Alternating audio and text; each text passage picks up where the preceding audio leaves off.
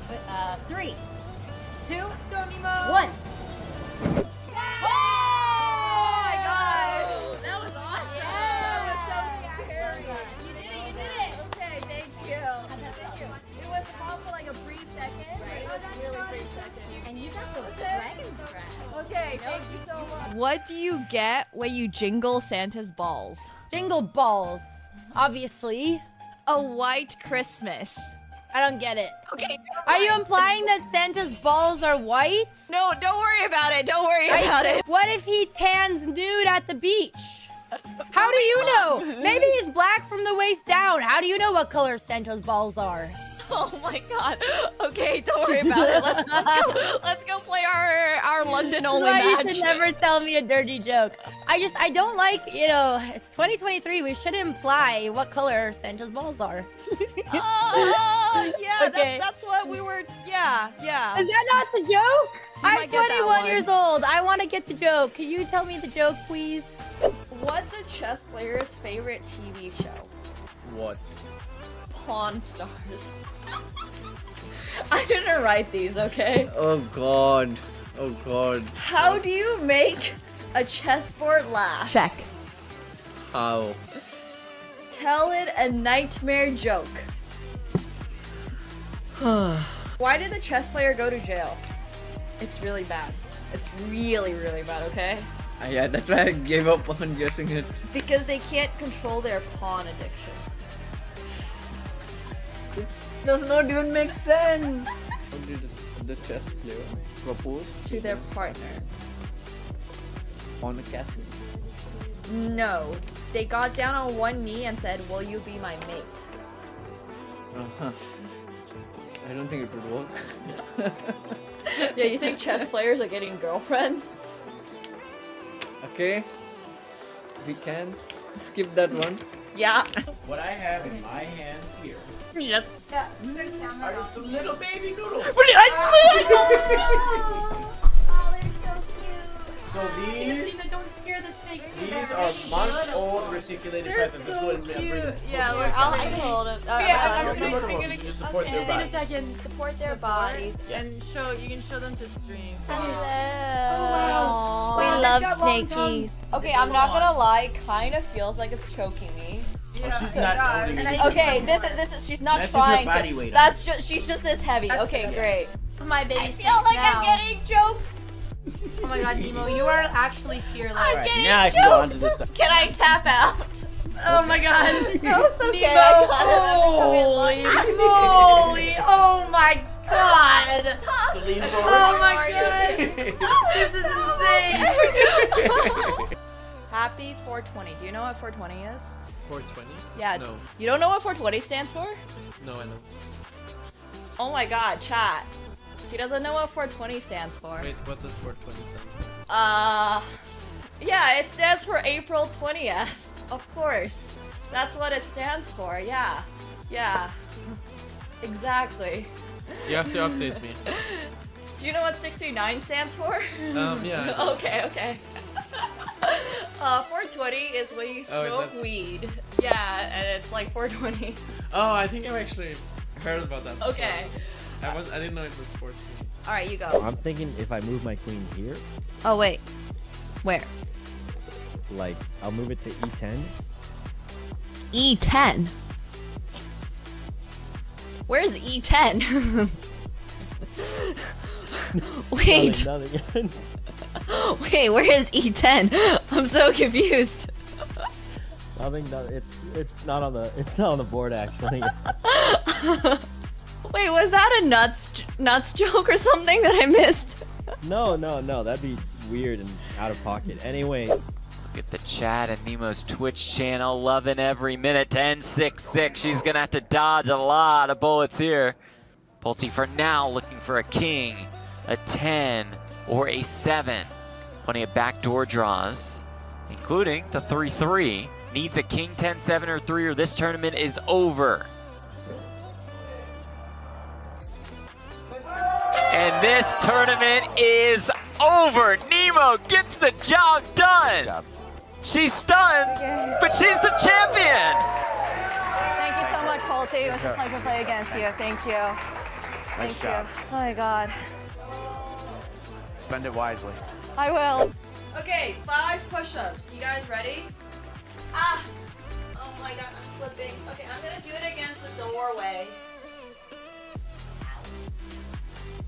1, 2, 3, 4, 5. Okay, workout for the day done. Oh. Whew.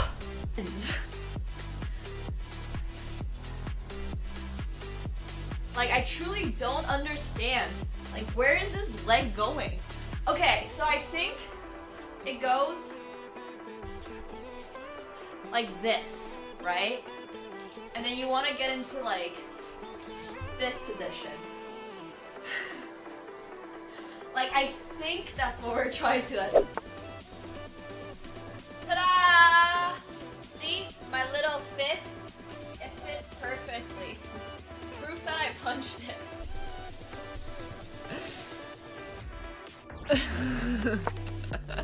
Like, my fists aren't very big. They fit perfectly into each of these holes. And that's why my hand is, like, beyond bruised. They're quite bad. Alright, hello everyone. Hope you guys are all doing well this lovely Friday. It is a Flex Friday, so it should be a lot of fun. We are going to be going over all of your best games and stuff, and also your worst games, so whatever games that you guys want to submit, feel free to submit. The theme this week are comebacks. I'm doing really well myself. I hope you guys are all hanging out, chilling, having a good time. I am going to... Oh, I forgot to put on the fake bangs today. Alright, well, it's whatever. Anyways, we are going to be doing Flex Friday, and then we're going to be playing some poker, so should be a really good day. Oh my gosh, what the hell? Thank you so much, Gary, for the 5 gifted subs. Yo, that's crazy. Thank you. I appreciate that so much. Hell yeah. If you guys are getting a gifted sub from Gary, please make sure you are thanking him. Is it still my partner anniversary? I thought yesterday was my partner anniversary. Apparently it's like a 24-hour thing, I guess. The weekend has been going. We are going to be streaming this entire weekend. And then next week I actually do not have therapy, but we are going to take Monday and Tuesday off as we usually do. So that will be a good time. It lasts for a few days. Oh, I did not know that. I thought partner anniversary was literally like the day of. But yeah. No, I did not. I have not really had to. I actually, you know what? I did not watch it in person. I have been tuning into the streams on Twitch, but I have not watched anything in person since the first day. But that's okay. Anyways, I don't have that much time. But it's alright. We've been working on some lifestyle content and fun stuff today and all the good stuff. And then tomorrow we are going to be probably frick. Actually, I'm not sure what we're doing tomorrow. We might be doing an IRL stream tomorrow. Actually, wait, let me message one of my friends.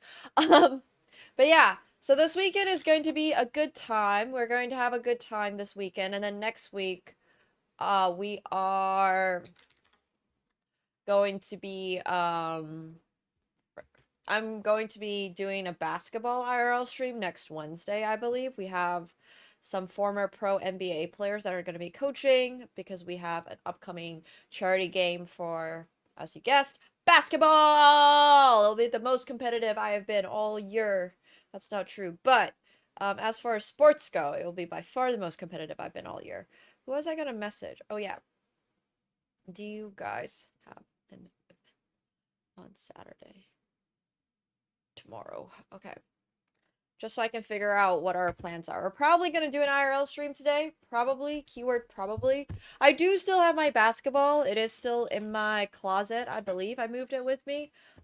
So yeah, I'm hoping to take you guys. We're going to see tomorrow. I'm trying to figure out if we should go on a basketball stream. Or it's going to be really, really, really, really busy. That's the thing. So I don't really know how many courts there are going to be that are going to be like super available. But tomorrow might be a basketball stream day. So yeah, I appreciate you guys for reminding me that I do have a basketball. We do not need to go out and find another basketball. So yeah. That will be a pretty good time. I need to start getting ready. It is less than a month away. But anyways, I'm excited. Okay, I hope you guys are all... Yeah, the free roll I think is still on Sunday. I'm pretty sure it's still on Sunday. So if you guys are trying to participate in the Phenom free roll... Also, I got the mattress for the streamathon literally moved into my room. And our streamathon is delayed for another 2 weeks, but now I just have this like random mattress in the back. But that's what that is, in case anybody was wondering. I had it moved in and I was like, oh, wait a second. But it's here, it's ready to go. We'll have a mattress if we get to... No, it'll be placed on the ground. I would have to like place it on the ground. It's just not very... It's like not... My room's not big enough to have it on the ground while I'm streaming. It's just not a very big room, so... Anyways, yeah. All right. The room's a tight fit for sure. The room's not very big, but that's okay. No bed frame, exactly. Also, do we want bangs today? Yes or no, chat? We can have a vote. Okay, that's a little... That's like so fringy. That is literally on my freaking eyes. Okay. We can do a poll. We can do a poll. I'm not moving to Finland, unfortunately. I haven't even had time to visit Finland in the last couple of years. Like, it's literally been 8 years or something. I don't know why I needed my phone to make that statement, but it's been like 8 years since I went to Finland. I miss Finland. Thanks, Aro. I appreciate that. Thank you, thank you. Yeah, I mean, it would be really, really fun if we could get somehow strapped to that mattress, but I don't think we're able to, so, you know, it's going to be on the ground like a normal human being, because gravity does exist, and I can't just counter gravity magically. But, yeah. Canada is nothing like Finland. The only thing they're sort of similar is how cold it is, but Finland's also a lot colder than Toronto, so, I don't know. Like, most of Canada lives within, like, 100 miles of the US border, whereas I lived in the Arctic Circle, so it's not even close. Yeah. Sounds good, sounds good. Okay, let's get Flex Friday started. We can do a poll for the bangs. Should I... wear bangs today? Yes or no? Here, you guys can vote.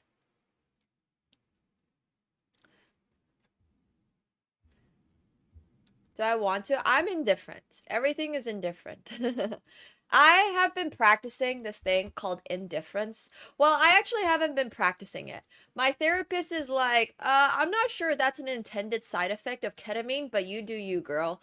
And I have just been feeling massively indifferent to everything. People will be like, oh, how do you feel about this? And I'll just be like, I truly, truly do not care. Like, I do not give two shits. And she's like, okay, you know, that's not all that bad. Just make sure that you know, you're like clear on your own expectations and stuff. I'm like, yeah, more or less.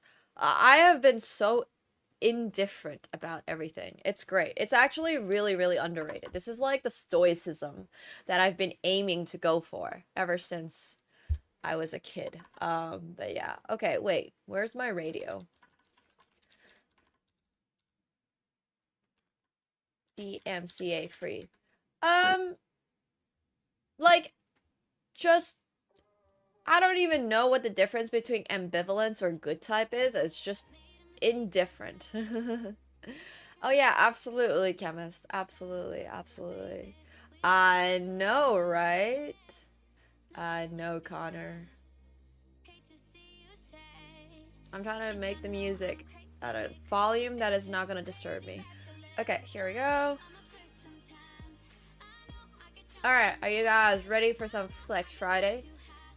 Our very first game is Zunin! Oh my gosh, Zunin's probably not even here right now, but... Hell yeah, Zunin. Alright. Okay, this is insane. This is a good tactic, actually. So, if he takes this queen, then we got bishop takes f2. Oh no, now we're down a knight. Alright, that didn't go as well as I had hoped out of the opening, but it is a comeback game. So, you know, I'm expecting to see some comebacks. Isn't that right? Oh god, how do we make a comeback from here? With 27 seconds left on the clock. Oh, it's a draw? You know what? That is a comeback. Getting your opponent into like a perpetual is pretty good stuff coming from a position where you're completely dead lost. I do really respect that. Alright, we'll pin this game. Okay, next up, we got BL! Played as black. Game is a mess. Blunder remaining one. A few good moves. A bunch of horrible ones. Well, this week's theme is a comeback, so honestly, apparently it's a no. Alright, no bangs today.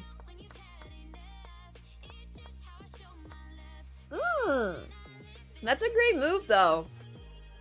Bishop takes a3 is the classic Cypher skip. I love it. It weakens your opponent's king structure without costing too much. Kind of good stuff.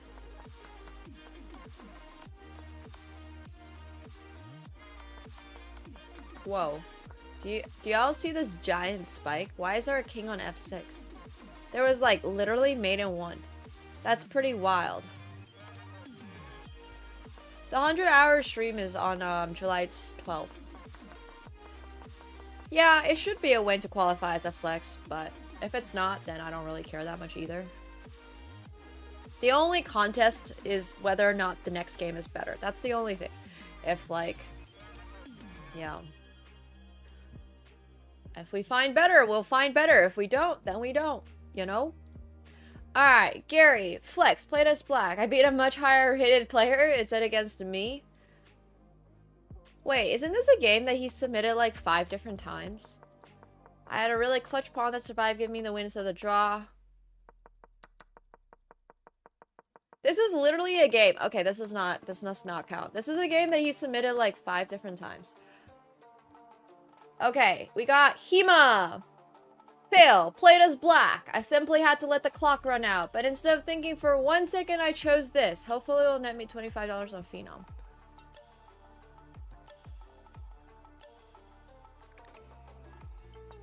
Okay, Hema.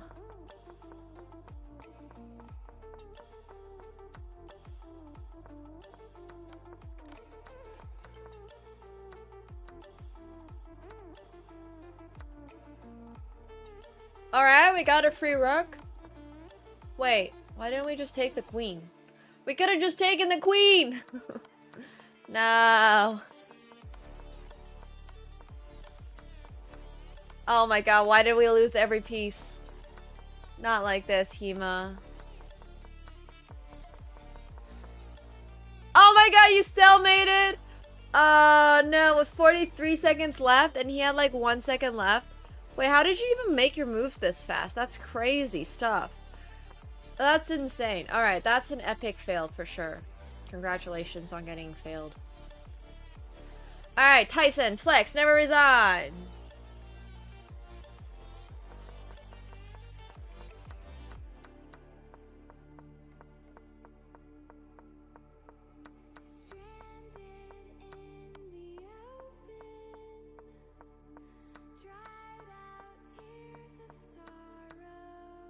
I mean, Tyson is epically losing, so... How can we possibly make a comeback from this? We don't even have a... Oh, it's gonna be a stalemate, isn't it? It's gonna be a stalemate. The opponent's gonna try too hard to, like, promote into all rooks, and it's going to be a stalemate. But, like, you could just...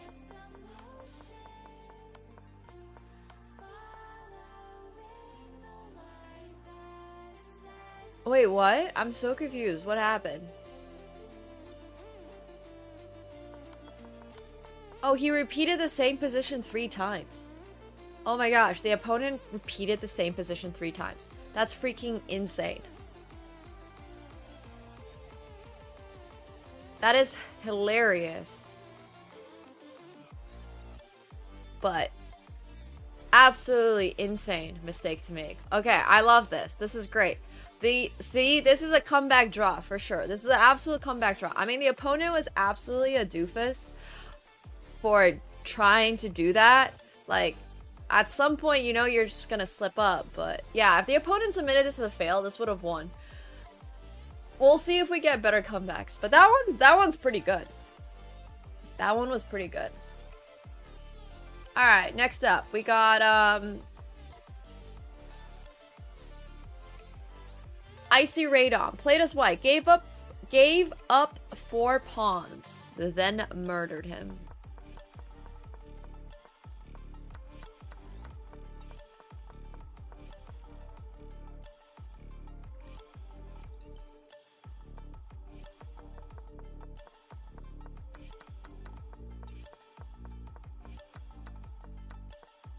I don't know if you're asking that as an insult or as a compliment, because I'm playing a DMCA free music playlist. I'm not saying that DMCA free music can't be good. I'm just saying that my own personal expectations for DMCA free music is not the highest, so I genuinely can't tell if that's like an insult or not. It's just the DMCA free bass boosted city music. Yeah, I mean, I think this is a flex. It's not like he was super duper losing at any point though. Like, he gave up 4 pawns, but genuinely is actually just such a, like, giving up 4 pawns is always just a flex, you know?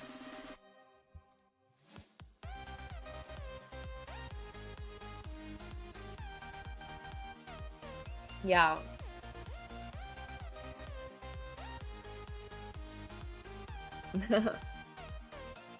Alright, I'll pin this game.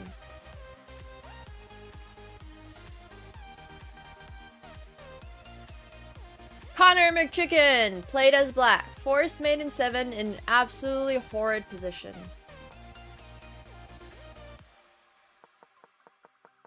I'm excited to see this.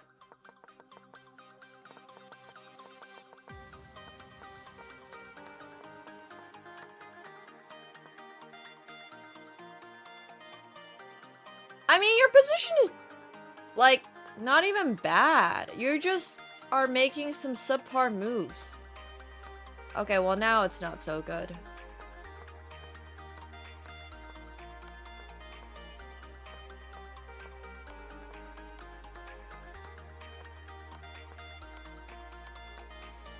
Whoa! I mean, this is so insanely unnecessary, but... Okay, it looks really cool, right? Actually, it might be necessary. I mean, if you go queen to e2, I'm pretty sure it's winning anyways. But this is a sick move. Who cares? I love it. Okay, this is a beautiful, beautiful, beautiful flex. I mean, yeah, the position was not looking too good. The opponent had already promoted into a queen. I think that's a pretty sweet position for you. I love it. That's really good stuff. Congratulations.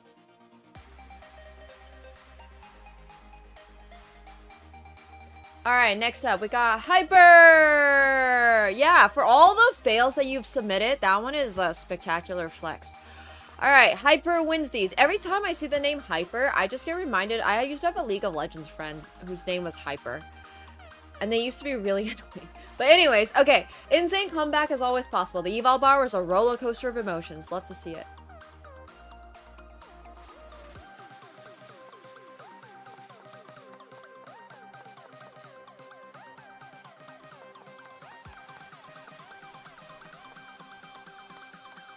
I can understand that. Your personal bar for fails is also pretty high, though. You somehow have quite a few spectacular fails. What's the phrase? Like... Or like the concept that... When you're trying to go for something, sometimes you have to fail epically. You're experimenting. That's what I'm trying to say. You're experimenting. Bro, why are we letting them push? Oh my god. Bro has like 1 minute 49. He could have just taken the pawn instead of pre-moving. Alright. I mean, it's a flex. A flex is a flex. This is probably me. No, I'm not pinning this as a flex. I'm sorry. This is not that much of a flex. The opponent literally just let you take a pawn for free without even thinking about recapturing it. No. That's more of an opponent's fail than it is a flex. Alright, next up, we got Lion. Played as black. Made my way back after being down a piece. It's true, Connor. It's true. Alright. Is this in my arena? Looks like it is.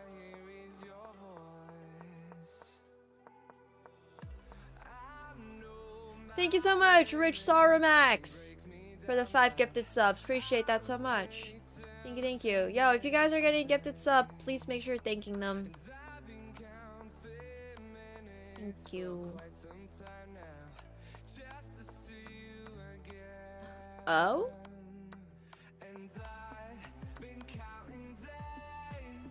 Wow, White was actually winning so much. Like, I mean, White had an how did White not get checkmate, honestly? That's crazy. That's kind of crazy. I mean, obviously, you should just not be pushing these pawns up in front of your king, but this is a beautiful game by Lion. Alright, nice game, Lion. I love it. I love the persistence of not giving up. Okay, we're unlisting Zooning's game and pinning Lion's game.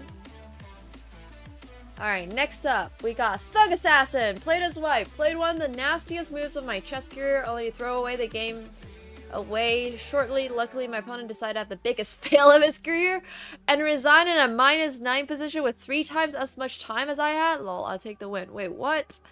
Okay, just reading the description for this game makes it sound like it's a roller coaster of a game. It's kind of wild. Let's take a look.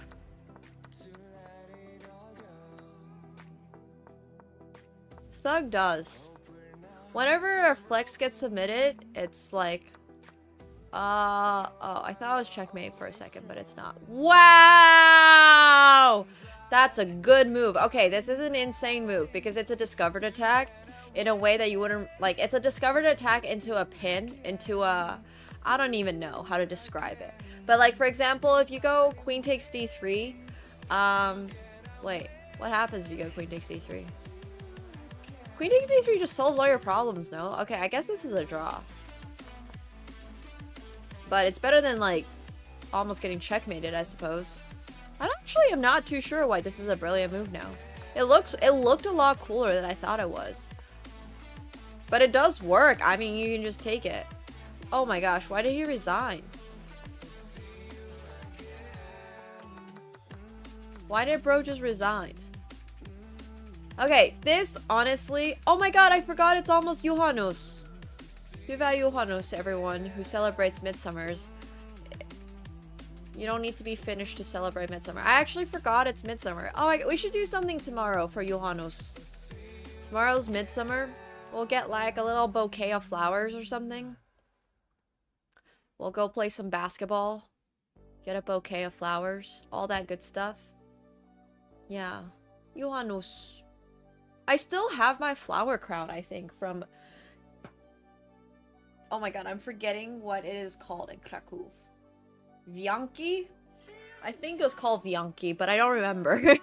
Anyways, the last time I celebrated Midsummer was like 2 summers ago in Poland. Okay, it is Wianki. Cool, cool, cool. Thank you so much, Lion, for the 10 gifted subs. I appreciate that so much. Thank you. Guys, if you're getting a gifted sub, please make sure you're thanking them. We got some really generous peeps in the channel today. So please make sure you're thanking them. No, I don't understand why the opponent resigned. I literally don't think I can pin this game because I do not understand why the opponent resigned. Like, I'm all for a Pranav win and a Pranav dub and a Pranav, you know, flex submission, but unfortunately, I don't think we can pin this game because it's so much more the opponent's mistake than anything else. Yeah. Thank you, guys. Thank you, thank you, thank you. Alright, you know what? We're gonna move on from this game, because, yeah, I don't think so. Okay, next up, we got Stanford Rob! Played as white. Play one of the oh wait, sorry, I'm reading the wrong thing. In Nemo's arena, was already in big trouble by move 5, donating my queen. On move 10, what followed was 4 minutes of pure struggle and panic, but see for yourself, an epic comeback.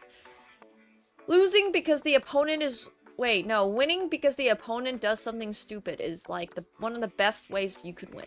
Seriously.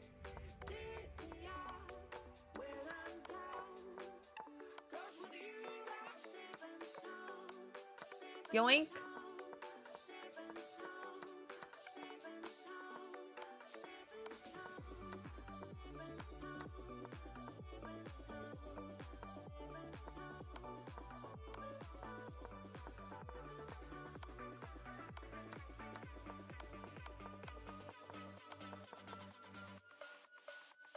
Oh, he flagged.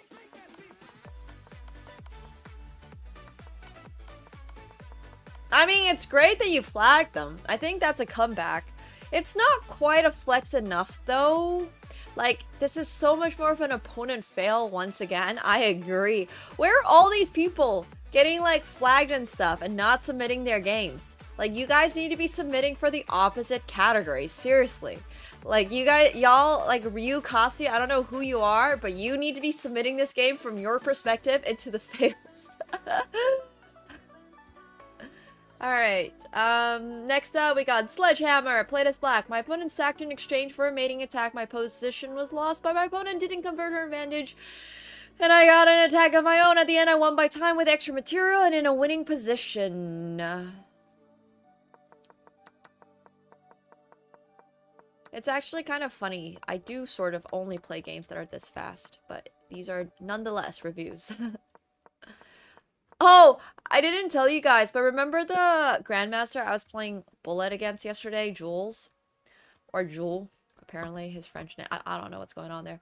But he literally texted me today. I was like, how did we end up playing against each other? I was like in a blitz match against Bogdan. And I was like, well, you see, I literally just put us into the same game together. He was like, oh, that makes so much sense. But yeah, anyways. I was like, sorry, bro. I hope your blitz match was not important. So yeah. Admin privileges. Happy Midsummer! We'll do an actual Midsummer stream tomorrow. I literally kidnapped him on chess.com and forced him to play Bullet with me. But like I said, we're friends. I wouldn't do that to, like, you know, Magnus Carlsen or something on chess.com, but I feel pretty comfortable doing it to my friends sometimes. Alright, so what happened here? Okay, Zledge is winning. Zledge is Zledge is very winning. Zledge is no longer winning because apparently you're not supposed to take. This loses a queen. How does it lose a queen? Sometimes the chess.com comments just don't make any sense. Should do a little frog dance. I don't even know what that is. How about we just, like, dress up in white and go find a flower wreath? That's like, I don't know. That's like, and then that's basically 90% of what I did in Finland was wear something like white or light colors-ish, put on a flower wreath, go to a garden and, like, you know, not dance around that pole and threaten to sacrifice them. I don't even know what the Midsummer movie is. But yeah, anyways. Not that vibe. Hello, Desto. Hello, hello. I don't have any flower crowns or anything like that, but... Dzięki, Desto. I'm not Swedish, though, so... I actually don't know if Finland was supposed to do any traditional dances around Midsummer. I never did any when I was a kid growing up. I just went to the sauna and, like, roasted sausages on an open flame. That's what I did as a kid in Finland. Maybe Sweden just takes Midsummer more seriously than Finland does. Every time I hear, like, a Swedish tradition, I'm just like, as a Finn, should I have done this? Or, like, is this really just a Swedish activity?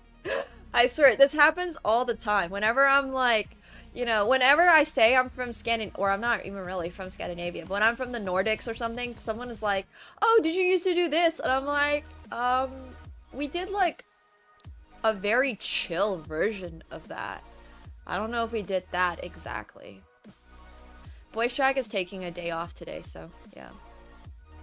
I don't even really know what Norway does when they do like Midsummer. Like I know all the Nordic countries have their own versions of traditions and stuff like that, and Finland is kind of thrown into that sort of category just because Finland's up there, but Finland wasn't Viking and doesn't have quite the same sort of like historic background as some of the other Scandinavian countries, so it's a little different in Finland. I lived in Oulu, so really far north, where Midsummer is not necessarily a big deal like culturally, but like we experienced Midsummer, you know? We would have 2 weeks of only sun, basically. I went to somewhere even further north for a chess tournament once. It was the 2014 Olympiad. It was in Tromsø, Norway, and it was literally like, it was so bad for sleep. It was like, I would wake up in 4 a.m. and like, it would be so sunny outside, and I was like getting hard trolled, yeah. Oh, you light a big fire in Norway? Damn. I like that. Mm. Nice piece. I don't think so, Hype. I'm not sure. I was so young when I was experiencing Midsummer in Finland. I don't think it's a day off. I don't think it's like a national holiday. It might be. I don't really know. Hey, Nicola, thanks so much for the tier 3. 56 months! I appreciate your support since the really very, very, very start. Nicola, thank you. Thank you, thank you. Maybe it depends on where you are, who you work for, and all that stuff. I really have no idea. I remember like just chilling. I don't know. Well, Midsummer should be a national holiday, should be a worldwide holiday in every place that has 24 hours of sun. So this is, sorry guys, Midsummer literally only applies to like Scandinavia, and I think maybe some Poles. Apparently Krakow celebrates Wianki, which is their version of Midsummer, but I don't even think the rest of Poland celebrates Midsummer. So I truly don't know what is happening. I really don't know what like the worldwide status on Midsummer as a national holiday is. I have no idea. This is such an annotated game. This is crazy. Also, we should be watching it from Black's perspective. Glitch in the Matrix. I tried to play queen takes c5. And when I looked out, I saw my hand holding my knight and his queen. The TD ruled that since I touched, I had to move. What? Aw, that's so nice. His opponent sportingly declined to insist on the ruling, and since I touched the queen, I took it. Okay, sounds good. Aw, that's so cute. This is such a wholesome, like, game analysis. Yeah, for sure, Rimbit. Absolutely. I mean, it was a massively big deal for, like, Finland. It just wasn't necessarily, like, a massive holiday. And also, I was, like, way too young to really understand all that stuff. But that's such a cute, wholesome moment from the opponent. And this was an over-the-board game, too. Okay. He offered a draw, and the opponent didn't accept over here. Alright, cool. Uh-oh. Wait, this pawn is just gonna push. Oh, this is so cute. Because if bishop takes, then you can promote into a queen. Nice. I would have done the same. I'm too dead on the inside to care. Okay, so that explains this game. Oh, this is actually such a wholesome game. This 90+30 over the board game was the final round in our club championship. I was in the lead, half a point ahead of my 2200 opponent. I played for a draw, but glitched twice in the opening, getting a losing position, but created enough position. That's so cute. Yeah, I agree. It depends on who I'm playing. I agree with that statement, for sure. If it's a kid, hell nah! They're gonna come for my butt in like 10 years. Ain't no way am I giving a kid an unnecessary chances. Yeah, if it's a kid, literally no mercy. Literally no mercy. So okay, do we think this is a flex though? I almost want to pin it as a flex just because of how wholesome it is. Like, it is a comeback, and then offering a draw at the end despite being winning. Like, you guys played a massive battle, but then at the very end of the day, you still, like, you know, gave the draw. White offered his hand to resign, but it declined and agreed to a draw. That's so cute. Hey, Deep. True a bit. We should do a worldwide, like, festivals or, like, celebrations tier list, honestly. I've celebrated so many random not my culture festivals just because people in my life celebrated them, and I just want to say I'm very jealous of some cultures' festivals because, like, it would be so much more fun if we could all just celebrate Diwali and Holi and stuff like that over here. Like, I would take those festivals. I would love to celebrate, like, I actually really do miss Christmas in Finland. Christmas in Finland is way less, what's it called? Like,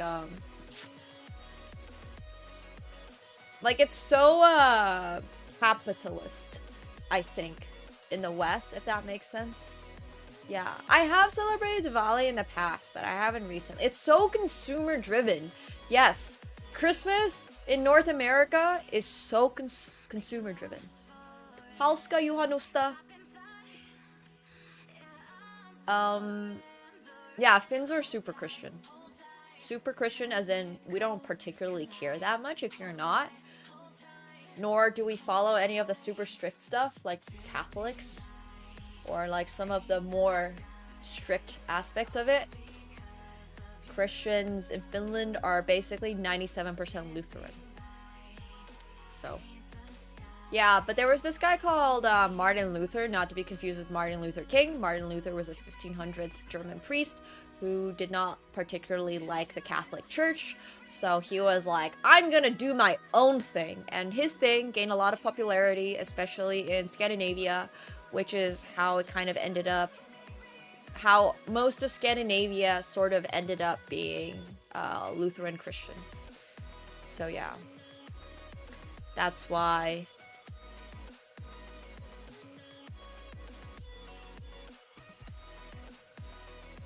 Which part of Finland are you from? Everybody I knew growing up was either Christian or atheist or not from Finland. There's literally some stats on this too. Wait.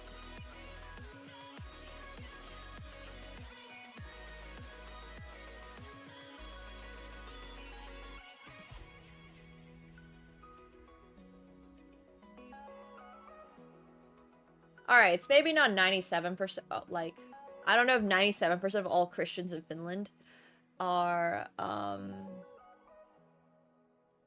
but apparently 62%. Yeah, that's what I'm saying, like, you don't necessarily truly, that's literally what I'm saying, like, it's not as strict. I'm using strict as a very loose term. Like, it's just not as, like, Catholic Church. Like, you don't necessarily always go to church. You don't necessarily, like, do all your prayers. You don't necessarily, you know, do this or do that. You just kind of, like, are there. You hang out sometimes with your church community. I don't think that people in Finland are, like, yeah, like, super hardcore. Like, we gotta go to the church every Sunday. Hey Joey, thank you so much for the 40 months. I appreciate that. Thank you, thank you. Midsummer celebration food, sausages, honestly. Not in like a weird way.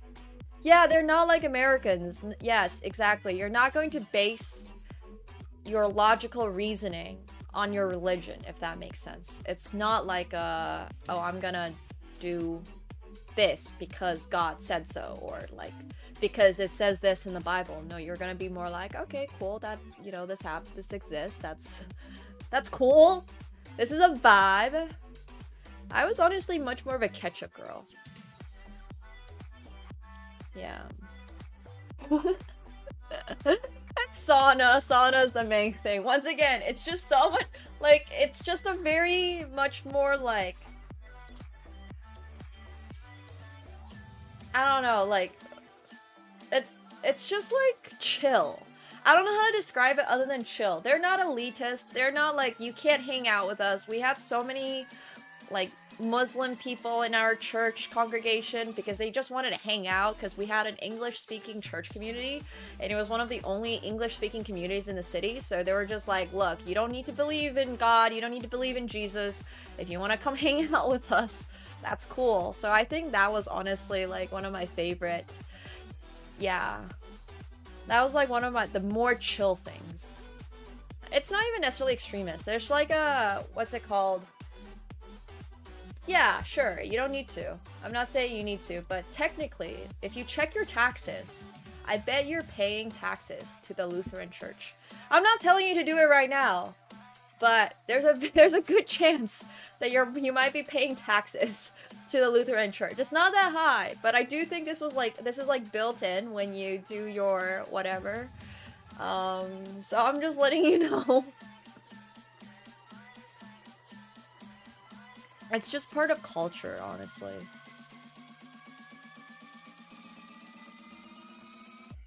I don't know if it's a thing in Finland. I'm not actually sure. That was mostly a joke. My point is that the Lutheran, like, church is, or the religion is sort of, like a base. Does that make sense? Like, it's like a little base layer in the community. It's not necessarily something that you're super devoted to and you like pray every day or you know, do this and do that. It's just sort of like, oh yeah, this is something that exists in our life. Nice Rumbid. Yeah, exactly. Like the church taxes don't, like they're actually used for things. They're used to support people who are less privileged. Stuff like that. So anyways, I have pretty good things to say about the Finnish church. It's a different system than a lot of the... It's a very different kind of like Christianity, I would say, compared to a lot of the world. Not like that different as far, because like it's still all Christianity, but a little different. Anyways, that's why Christmas is a really big deal in Finland. So, okay, I'm trying to find a way to pin this game. I have no idea, Hema. I genuinely have absolutely no idea. 1, 2, 3, 4, 5. Okay, we need to take out one game.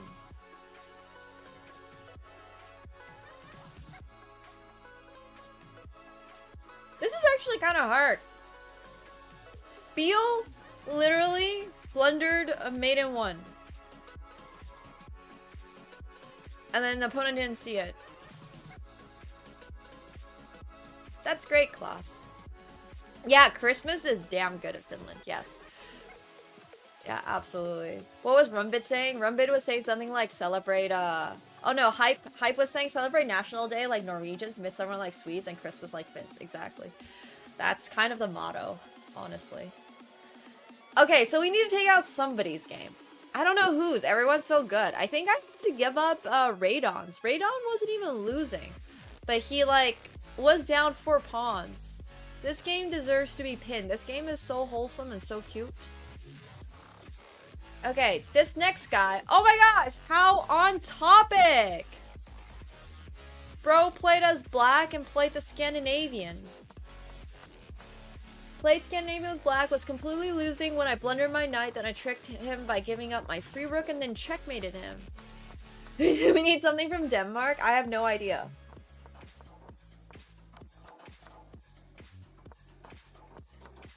Okay. I mean, the position is actually not that bad, but... Alright. Yoink. Okay, I don't think this is really... Like, it's not even that much of a comeback. Bro was not even losing. Like, the eval bar was like at 1 point whatever. I don't know about completely losing. Bro, you're 1,000. You're never completely losing at 1,000. Okay, played as white. Managed to stalemate with 2 queens. I assume this is a fail. They're a stereotype? Wait, are Danes hedonists? I actually didn't know that. Is that the stereotype? I've been trying to go to Denmark. Well, I've always wanted to go back to Copenhagen because Copenhagen has some of the best food in the world. Best restaurants in the world. I just haven't had time, but...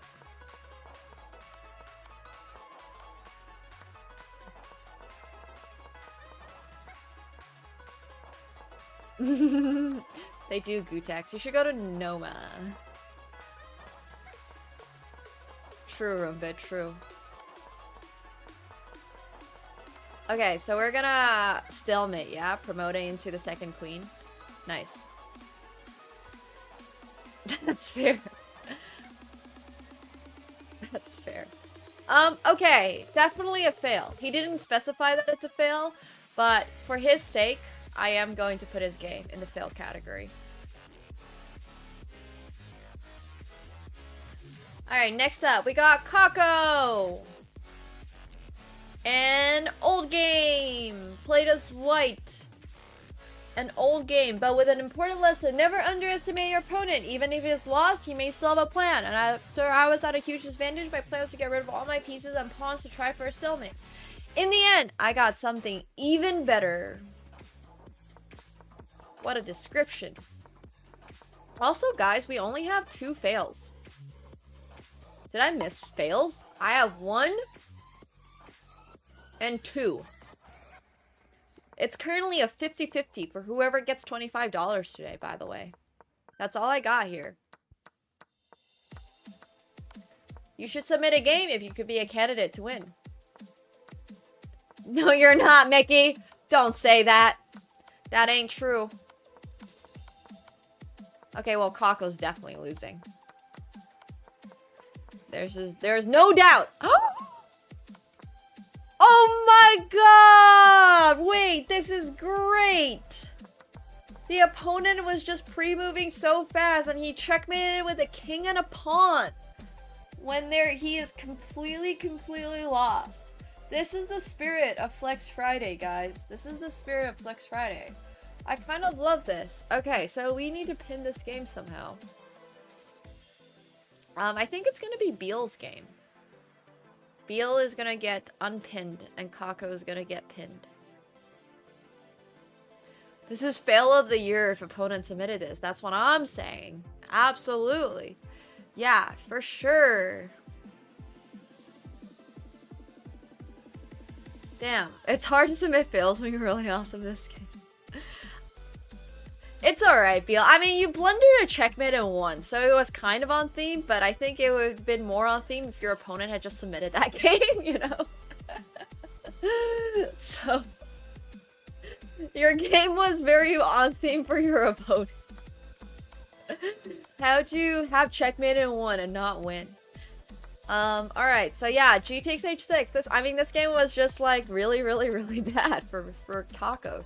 He had 1 king and 3 pawns left and he managed to win the game. I kind of love this. Kind of good stuff. Alright, cool. So yeah, if you guys have not yet submitted a game, we're especially taking fails. We need bad games. We need bad games. You had a plan, you executed it, exactly, and you took your chance. And this is why, guys, you should never, ever resign. You should never resign. Because you never know, your opponent might just blunder this entire sequence of moves. Yeah, the opponent wasn't even pushed on time, exactly. I love that Hima's just trying to not get anyone to submit. But guys, there is $25 on the line for the worst game. Chat should be awash with fails. You guys' name our chat. If I'm not seeing more fails, I don't even know what we're doing. Alright.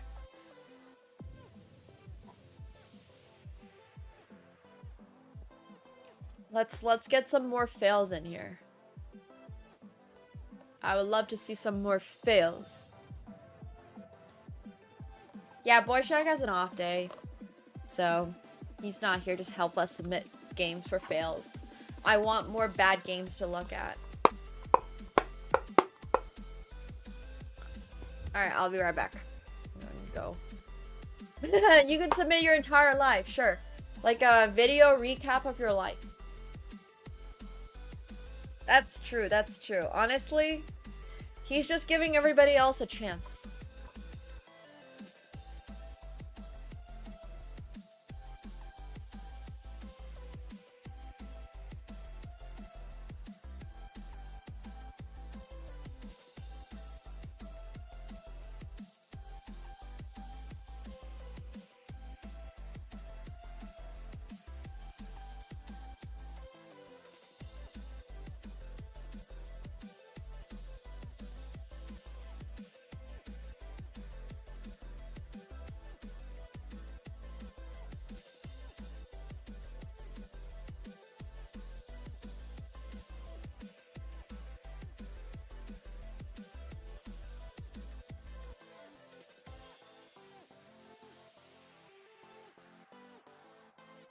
Thanks, twice. Special Friday, Midsummer Friday. Exactly. Okay, so I need to also figure out what we're doing tomorrow for our all stream. Because I am so good at planning. Yeah, sure, I'll ask David if he wants to play again. I'm down to do that. I'm so freaking good at planning that I totally know what I am. No, I don't think we'll go longboarding. I want to do something that's a little bit more, midsummery related. Let's pet every stray dog in the city? Whoa, I would love to do that. How about we get every single stray dog adopted? I don't even think Toronto has that many stray dogs. So, beach day, it's not warm enough for that.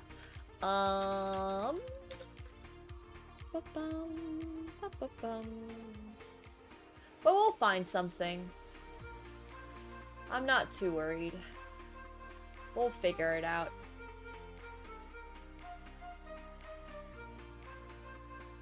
Pet a raccoon challenge?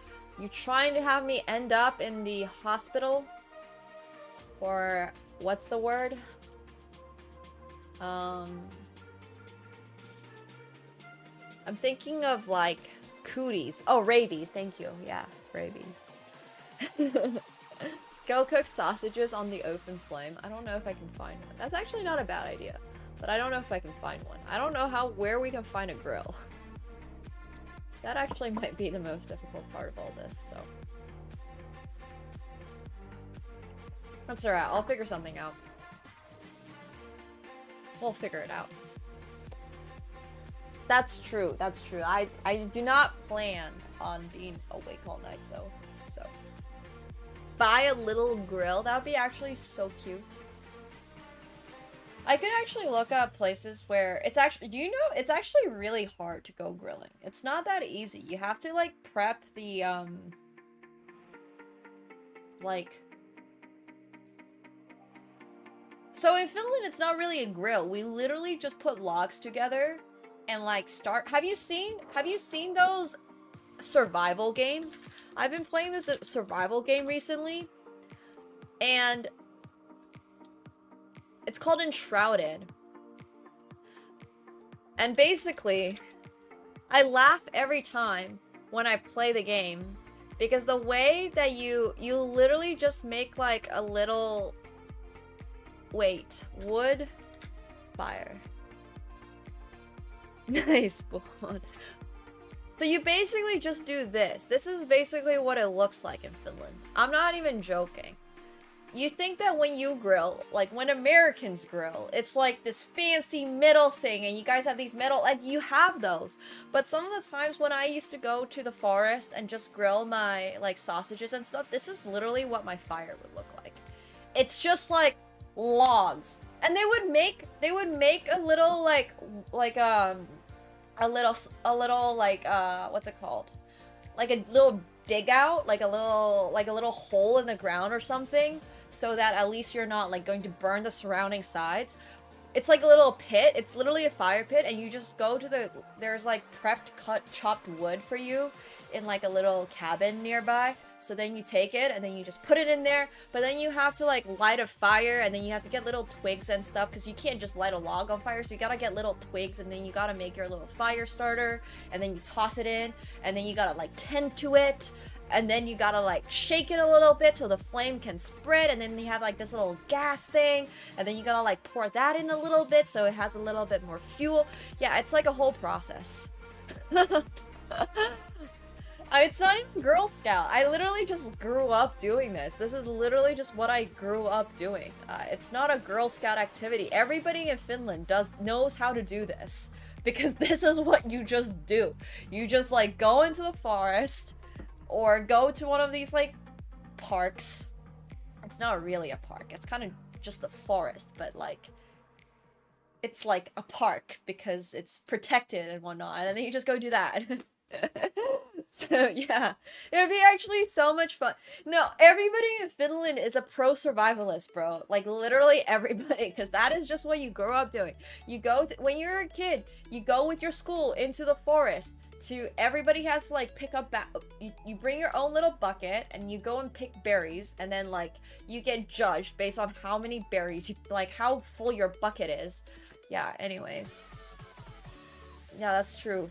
That's true from mid. It's true.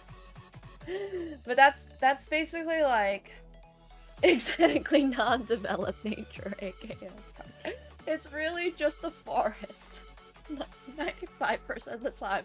When it's a park, they just put some like wooden steps so you don't like just slip and fall everywhere. There's like some suggested fishing spot, so it's more of a park instead of just the forest. It was really funny. But yeah, it's really fun. It's really, really fun. I think it's an interesting place to live in. It's much more fun if you were actually going to, I think it's more fun if you travel there. Because growing up in that environment is basically just like, well, there's not much to do. I'm just going to be really good at berry picking, I guess. Thanks, Trashly. Yeah. Yeah, you eat the really good... They're called bilberries. Is the name for them. They're a different type of berry. So. Okay, anyways. Alright, do we have a fail? Book reader submitting a game. Is this a fail or a flex? It looks like it's a flex. I better see a comeback here. Svalbard sounds like it's gonna be so much fun. I've been loving Viking lore, honestly. Alright, this is the last game we'll take a look at. This is not a comeback! Do you see this graph? You're not even worse at any time. Yeah, for sure, G. Where I was living in, Oulu, there used to be a lot of Thai I guess, I don't even know what's the most polite way to call them. But they were literally like hired help to pick moss and berries during the summers where I was growing up. So, yeah, it is a really big thing. I am such a blueberry master picker. So once, oh my god, sorry, this is just random Finnish lore. So first of all, the blueberries we have in Finland are like smaller. These are really big bilberries, but like they're really small. They grow on these type of bushes. They're really, really, really small. And then there's like a bilberry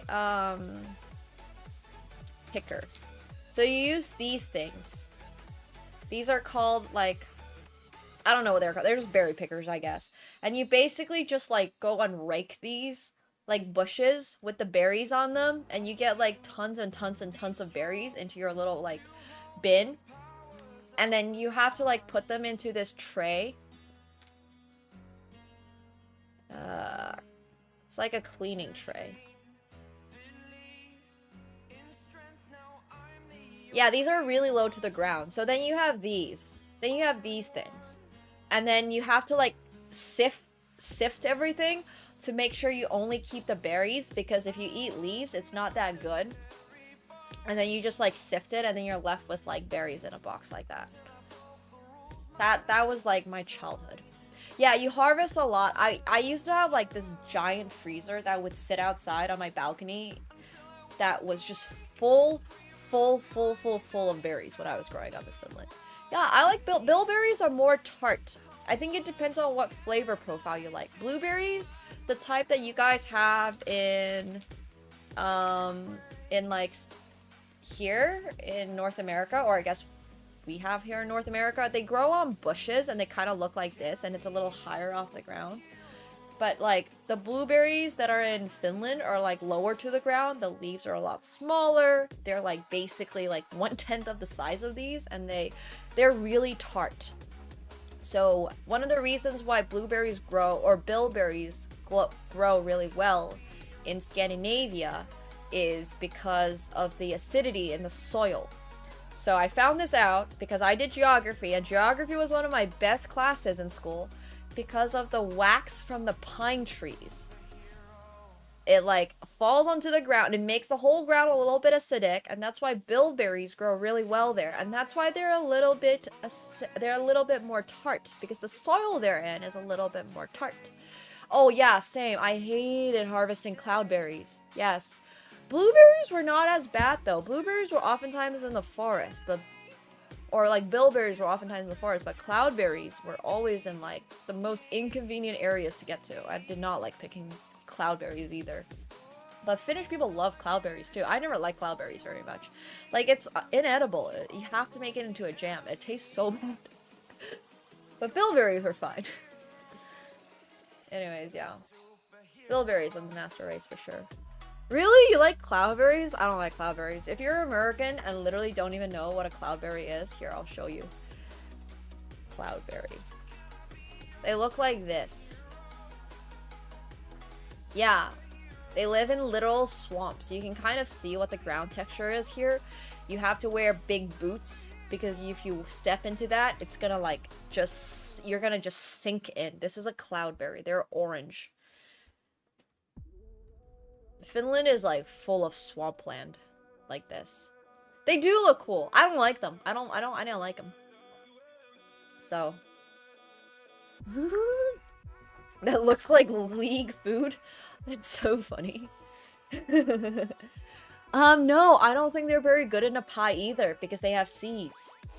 They have literal seeds. So what you should do is make them into jam. Yeah, oh, I had these and I never voluntarily went out to pick cloudberries. I did not like cloudberries very much. They're very, very small. They're tiny. They're like, yeah, they're literally like this big. But they're slightly like bitter. So I don't like it. The other type of berry we had were cranberries. But everybody has had cranberries.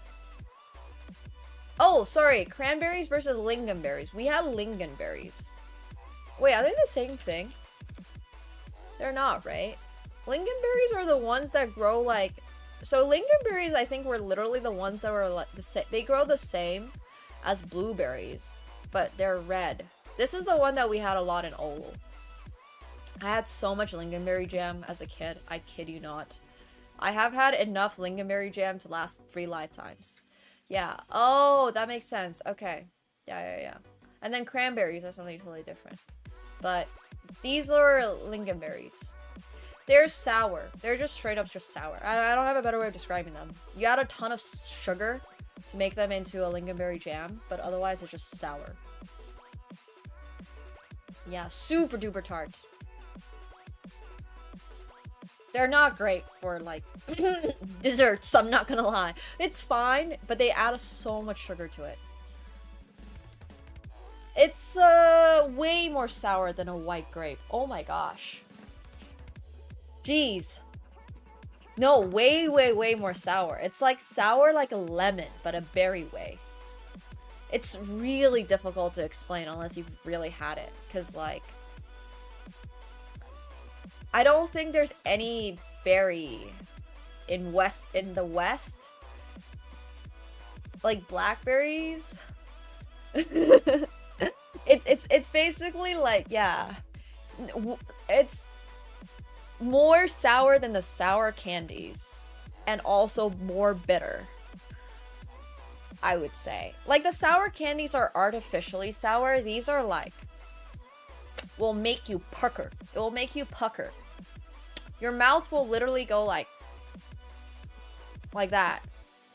That's where that description comes from. Missy. So yeah, anyways. I don't recommend eating lingonberries raw. That's why it is served primarily as a jam. But anyways, bilberries were really good though. Bilberries were not nearly as sour. I love blackcurrants. Blackcurrants are great. We also had gooseberries. We also have... Yeah, that's fair. I mean, I personally didn't like them very much. So once again, some people like it, some people don't. It's okay. Alright. Sorry, I meant to lock our thread. Random little tangent during Flex Friday. Yeah, just berry facts with me. Sharpon submitted a game. A comeback full of fails on both parts. This game is embarrassing. Played as white. That's true, Rumbit. I love raspberries. I think raspberries are the perfect mix of sweet and sour in nature. Anything like lingonberries are just too tart for me. So yeah. Wait, that's crazy. I don't know what snozzberries are. Yeah, if you guys probably haven't seen gooseberries. But these guys are gooseberries. I bet you guys have never seen these. Oh, they're from Willy Wonka? Oh, I have not seen. I have no idea. They're not grapes. I did not like eating these. I don't even know how to describe them. They were like kind of big. Used to grow gooseberries? Damn. Yeah, I agree with you, Klaus. Not everything needs to be sweet. It's true. Absolutely. Agrest? Interesting. These are... yeah, these are a classic. There were so many berries in Finland. Like, literally so many. There was another one. I'm forgetting now. Wait. Finnish berries.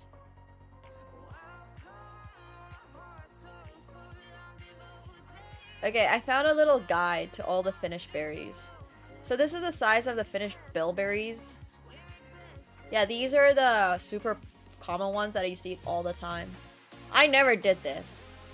What the hell? I did not know this was a thing. I'm not having milk with my blueberries. I'm sorry. Okay, lingonberries were the other one. Oh yeah, cloudberries. Did not love them. Raspberries were great. I didn't actually see that many. Oh, there were also cranberries. Okay. There's a difference between bog bilberries and regular bilberries. I don't think I actually knew that. Oh yeah, there were also crowberries. Crowberries were a thing. Oh, these little guys were so yummy. Yeah, those are the most popular ones, but they didn't put they didn't put like the more rare ones. There's some really rare ones too. The mini strawberries are super yummy. I don't know what they are in Korea, but that's an interesting piece. I didn't know that. Mulberries suck. There are some like really good berries out there, honestly. There are some less good berries too, but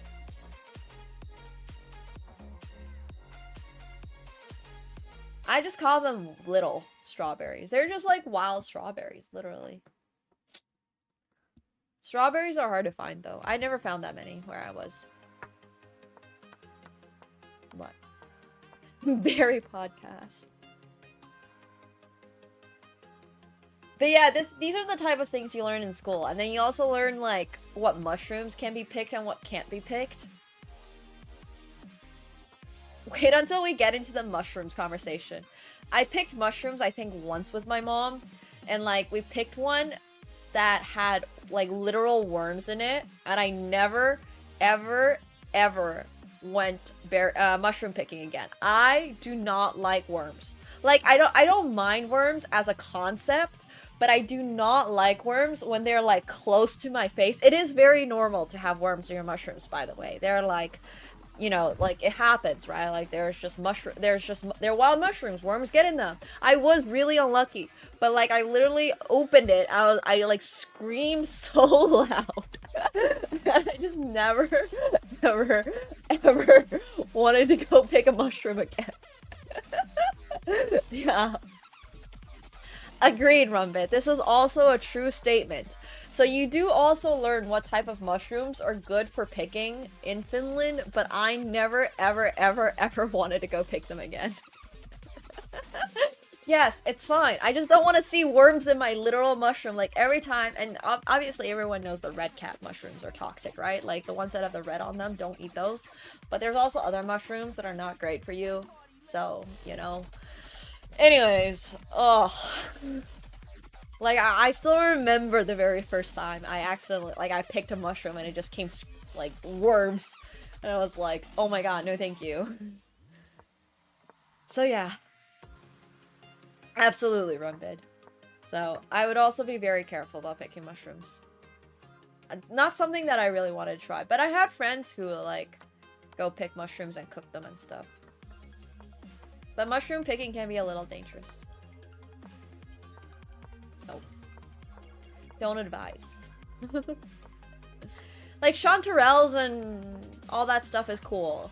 You just gotta know your mushrooms. Damn. Alright. Bro is down an exchange. Let's see the comeback. Yeah, chanterelles are goated. Absolutely.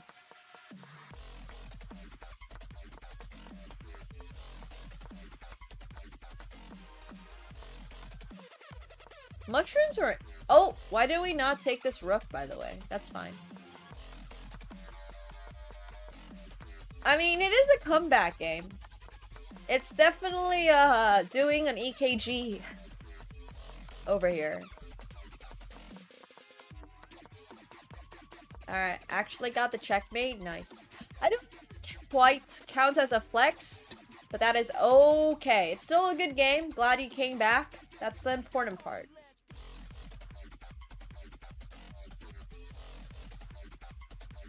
No, mushrooms are insane. Mushrooms are... You know, mushrooms are, like, such an interesting concept. Like, mushrooms are just a crazy concept. Mushrooms have been on this planet for so long. For so long. It's wild stuff. Or, like, fungi has been on this planet for so long. They do crazy things. The way they reproduce are crazy. They're like their own little family. Mushrooms are insane. They can also be very sustainable, which is cool. But okay, so this one's the fail by Ocean Waves. Like, what's stopping them from becoming more powerful? Have you watched The Last of Us?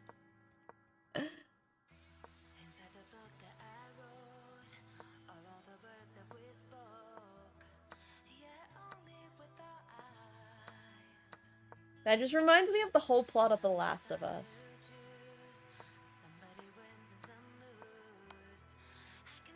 Wait, what happened here? Oh, yeah. Yeah, no, mushrooms are insane. I mean, this isn't even that much of a fail, bro. It's a good attempt at submitting a fail. For your first ever submission for a fail, it's a good attempt. Good attempt at winning $25. And we have to pin it, because we don't have any other games, so. Thanks, Ghost. Alright, one more fail. By twice is joy. Me is white. Kima, your chances of winning are still not that high. But they're not that low either. Oh my god. Jeez, are you guys seeing this graph over here? This is worse than your heart rate when you, after you eat a bad mushroom. Oh yeah, I forgot about psychedelics. Psychedelics are also insane. Speaking of, the stuff that, like, are within mushrooms is also insane. I agree, Vince.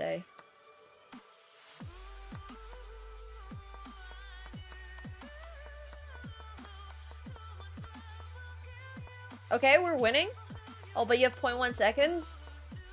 Oh, no!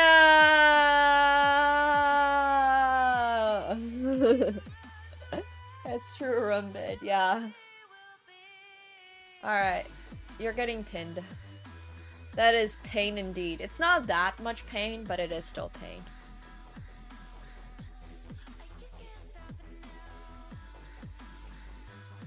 That's true, Viper. That's true. Fair statement. Alright. Okay, let's take a look at all the flexes first. I have so many games open.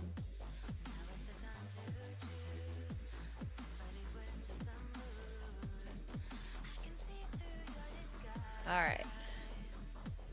1, 2, 3, 4, and 5! And these are our 5 flexes. The flexes are all a comeback, yes. So we'll start off with Tyson first. Oh my god, Tyson's game was hilarious. Okay, wait, guys, watch this. Tyson is 900 playing against a 2200. Bro is absolutely getting slaughtered, as he should be, because he's playing against somebody 1300 points higher rated than him. I honestly had very little hopes for him, as you should. There's not much hope in this game. As you can tell, he doesn't even have a pawn. His opponent has 2 rooks.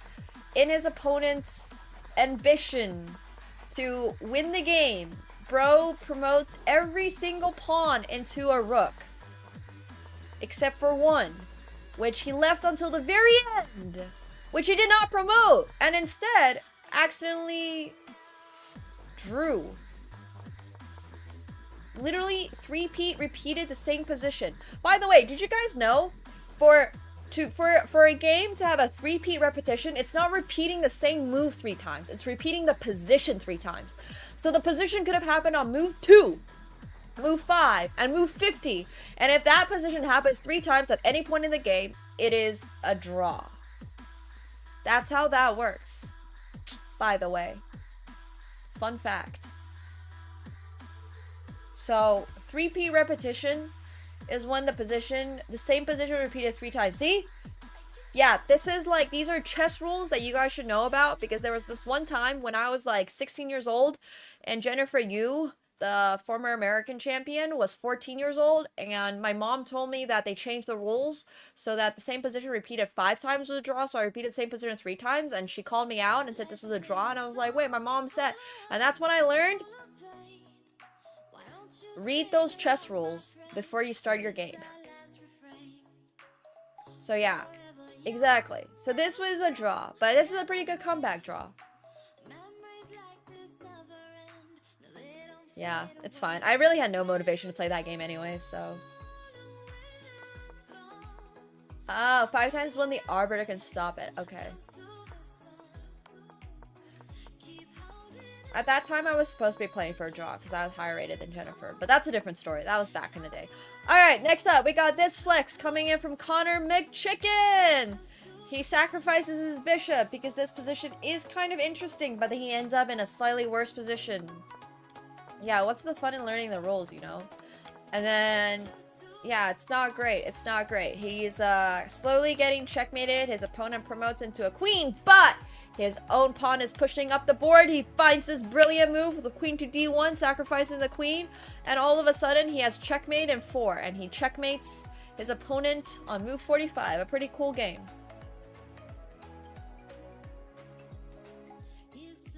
Yeah, pretty sick game. So that's a nice comeback as well.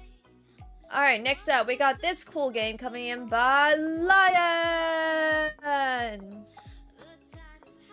And Lion plays a pretty bad game to start. Blunders the bishop for no reason. Blunders the other bishop for no reason. Is on the brink of being checkmated, but then the opponent lets black make a couple of moves, and all of a sudden, he gets baited by this free rook. And now, bam! Rook to h8, queen goes back, rook takes, queen takes h2, and then checkmate on h6. Thank you so much, class. Hauska Johannuska? Justa? I don't even know. Conjugations are hard. Anyways, happy Midsummer Eve. So that's why this game deserves to be on Flex Friday for the comebacks. Alright, so next up, we have RU B9. And RU B9 actually played a pretty bad opening, but he has a very wholesome story to tell. So, TLDR, he accidentally touched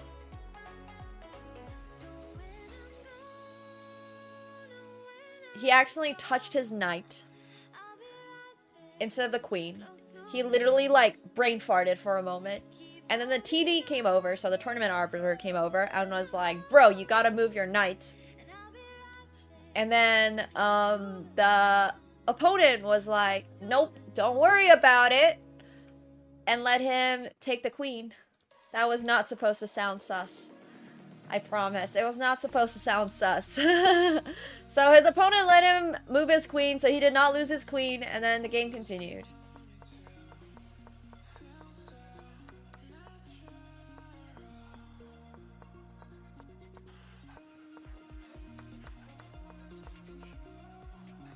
So now, all of a sudden, Black actually has really good winning chances. And he's up the horsey. And then he is going to promote his pawn, but while his opponent was going to resign, he declined his opponent's resignation and offered a draw instead, to which his opponent accepted. So that, ladies and gentlemen, is a case of good sportsmanship. Very good sportsmanship. Yeah, fair play for sure. So that's why this game is a flex. A little comeback flex, but also at the same time, a little bit of a, you know, sometimes it's fun to be nice in chess. It's good to just be nice in chess. We played League literally yesterday. You missed it. Played so much League. Alright, last but not least, we got this game by Kako! Kako played a pretty sweet game to start.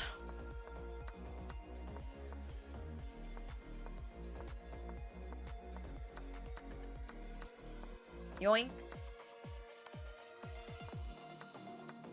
Yoink.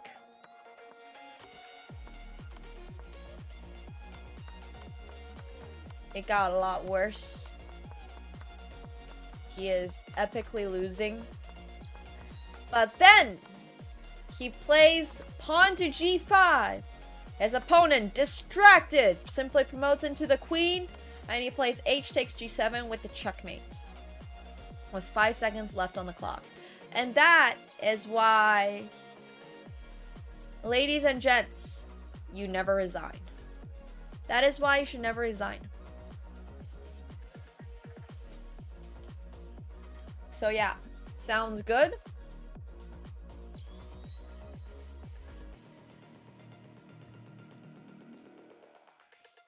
Alright, I'll let you guys decide on who deserves $50 the most this week. Who deserves 50? We have Kako. We have Are You Benign? Sportsmanship Game of the Year. We have Lion. We got Connor. We have Tyson. Alright, you guys get a couple of minutes to vote. If you don't know who to choose, vote for whichever one your soul tells you to vote for. True, twice, true. But you shouldn't do that either.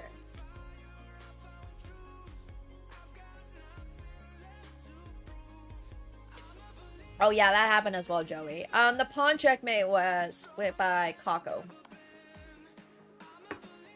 If your soul's not speaking to you, that's okay. Honestly, sometimes it's better that your soul's not speaking to you.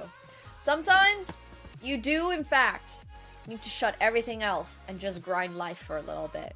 Because if you actually listen to your heart, you might realize that your life is so far away from the place that you expect it to be, and that your soul wants it to be, that there's no point in facing it at all. So sometimes you just tell your soul, shh.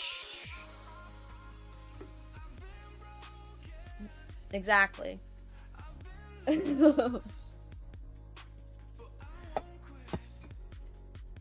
Gerber has the right idea. No, but seriously, you should always be okay to like talk about it, okay? I just want to remind you guys that mental health is very real. Sometimes it's hard to fix broken mental. It's not as easy as diagnosing like, oh, you have a broken leg. So I hope you're not afraid to talk to someone. I hope you've got someone in your life that you can talk to. Yeah, we looked at your game. It was close, but it was not close enough to get pinned. It was a nice draw, though. Proud of you for finding that,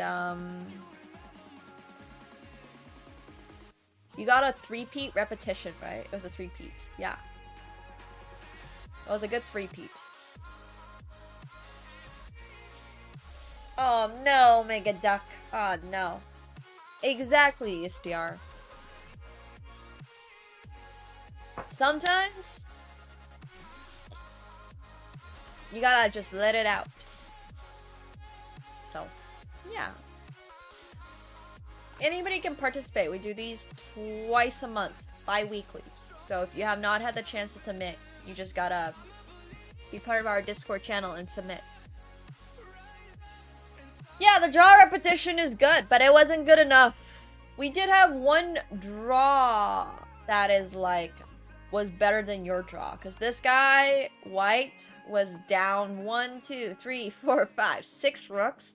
And he got a three-peat. So, unfortunately, this was the one that made it and not yours. But yeah. Flex Friday standards are indeed very, very, very high. And some of the games are fun, you know? They're just fun. The games are fun. It's a good time. My Stanley Cup is awesome, though. It's from this Chinese tea spot. And it's like... It's forcing me to stay hydrated because I see it and I'm like, oh. My god. Guys, how cute is my lipstick? Actually, I guess this is not really lipstick, but this is so adorable. This is from a Chinese company called Flower Nose, and all their stuff is like so adorable. So, that's the only Stanley Cup in Toronto. Damn! Savage! Yeah, Connor's Queen Sacrifice is only number 3, which is crazy. He got a brilliant move for this. In like a position where his opponent already has 2 queens and he looks like he's almost getting checkmated, but... It's so cute. All of their stuff is so cute. I've shown you guys this before, but this is literally one of my, like, one of the super cute makeup brands that I'm obsessed with. And like, you can never really get, like, this looks like it's a little cupcake thing, but I'm not actually sure what this is. I think it's like a drying, like it's a matting powder. I don't actually know. I have makeup products that I literally have no idea how to use sometimes. I'm just like, I thought one of my products, here I'll show you guys. I thought this was lipstick for the longest time, but it's not. This is like a blush. It's a liquid blush. I have just random stuff that I'm just like, oh, this is so cool. How do I use it? It's true, Zunin. Yeah, fair enough. I like using cute products. Congratulations, Kako! On winning! Exactly, Uncultured. I'm literally like, what are you guys using? Because I would love to use that product. Yeah. Congratulations, Kako. Good job on your game. Congratulations on winning another 50 buckaroos. I think Kako has made now like net $500 or something from Flex Friday. It's pretty insane. This is why you guys should always submit games every week, because you can be making some money playing chess and you don't even have to be that insane at it. Kako literally played this game at 1,000 rating. 1,027. So pretty sweet stuff. Yeah, but he's been submitting for 2 years. 2 years basically. I think he's been literally submitting for like 2.5 years. So, good stuff, bro. Good stuff. Okay. Next up. Yeah, that's fair, Buhamon. I don't blame ya. Next up, we got fails. Nice, Connor. Yeah, never give up on submissions. You'll get better at it. You'll get better at playing for the theme. A lot of people play for the theme. Alright, take care. Nemo-thon? I like that name, actually. The Nemo-thon starts July 2nd. We're gonna celebrate Canada Day together, and then we're gonna start this Nemo-thon. Okay, so next up, Twice as Love. These are fails, by the way, so we're looking for bad games. And bad games can mean a lot of things. Bad games can mean, You had a winning position and then you threw it all down the drain. Part of why this game is a fail is because of the EKG graph. That is this game. I don't even really want to comment on it. He's also 1400 playing bullet, so you know, it's whatever. It is what it is. It is what it is. But the other reason why this is a fail is because bro was so winning, had all the resources, and then flagged when he had Maiden 2. All he had to do was go here, here, and here. And that was it. That's all he had to do. But he did not get there. So, sad days. Okay, next up, we got this game by Ocean Waves. Personally, I think this was Ocean Waves' first time submitting. It wasn't even that bad of a fail. All he did was miss a discovered attack. And honestly, we all miss discovered attacks sometimes. So, you know, this is his really only fail. It's fine. It is what it is. Alright, next up, we got Better. Better's game was legitimately a fail. This is what we would consider a fail in chess. He actually played a very decent game as a 1244. He was, you know, trying to survive, and then he got his exchange back, and then he got into this winning endgame, and he had a pass pawn and all this cool stuff. And then got a queen. Got a second queen and promoted into stalemate. Whoa, that skipped the last position. He was under a bit of time pressure and he's only 1244. So, you know, my expectations for him are not that high. But a stalemate is a stalemate nonetheless. Promoting to a stalemate feels doubly bad.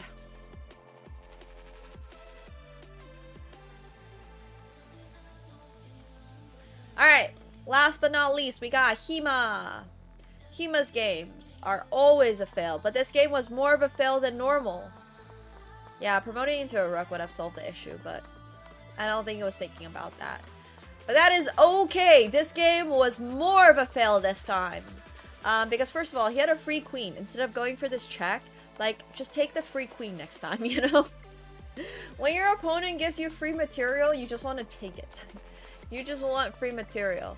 And the other reason why his game is a fail is because he just kept giving up free pieces for literally no reason. And then he got some pieces back and then he's winning again. But then he gives up pieces for no reason. And then he's winning again. And then he promotes into a stalemate. So yeah. Don't stop promoting into stalemates, guys. Literally, you weren't even in time pressure. The opponent had 1 second left on the clock. Bro literally had 1 second left on the clock, and Hema had 40... Oh, shit. I accidentally dipped my finger in my socket cup. He had 40 seconds left, and he promoted into stalemate. Just flag him next time. Don't even worry about winning the game. Just flag. First rule of Nemo School of Bullet. Just flag. Alright, who deserves 25? Twice is Love... Ocean Waves, Benner, and Skrillasaurus Rex. Alright, there you go. You guys get 5 minutes. Yeah, no problem. I'm here for you. Yeah, Rook stalemate is checkmate, is stalemate too. What you really had to do is just push this pawn up, and then the king goes here, and you just go for checkmate. But, like, that's too complicated. So what I would have done... This is what I would have done if my opponent had 2 seconds left. I would have done this. This is what I would have done. And, like, gone back here. He would have gone here. I would have gone here. He would have gone here. By this time, he has, like, 0.1 seconds left. And then you just throw the rook in their face. And flagged. Bam. Voila. That's all you had to do. Just go for the flag. It's really easy to flag people. Trust me. You just gotta go for it more. Flagging is a much easier way to win your games than... Yeah.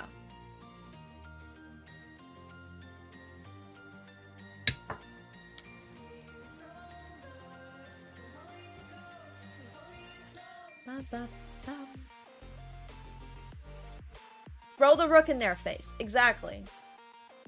Always, always, always throw the rook in their face.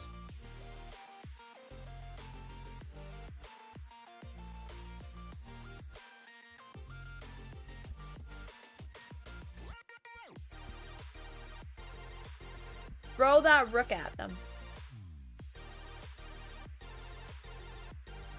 Alright, good night, Connor. Thanks for hanging.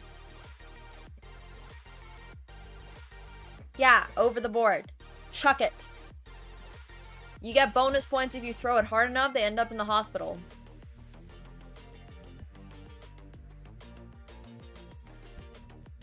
Now, I would say sake is not a great divorce drink. I'm not gonna lie. If I ever got divorced, I'd either be celebrating with like a nice bottle of wine or drinking my sorrows away with something a lot stronger. Sake is like the chill girl next door that you can enjoy on a warm summer night or in the middle of winter while like listening to classical music or something like that. I don't think a bonus gel type for your opponent in the head. Yeah, that's true, Adam. That's true. Like, I don't think sake is very much of a like a divorce drink, if that makes sense. It's much more of like a, oh, this is a taste, like it's, yeah, I don't know. Eat rooks, bro. Honestly though, that what's his face, Gotham, should make that his next slogan. Out is sack the rook. In is throw the rook. Chuck it at their face. I never really thought about it as a care package. I think it's because I personally don't like ice cream that much. And whenever I, like, if something wrong goes on in my life, I don't want ice cream. If that makes sense. Ice cream is just not my thing. Like, I like some ice creams. I like Score McFlurries and stuff like that. But it's not really a... I'm not an ice cream hater. If that makes sense. I just don't do anything. If I'm in a bad mood, no amount of anything is going to make me feel better if it gets to that point. Does that make sense?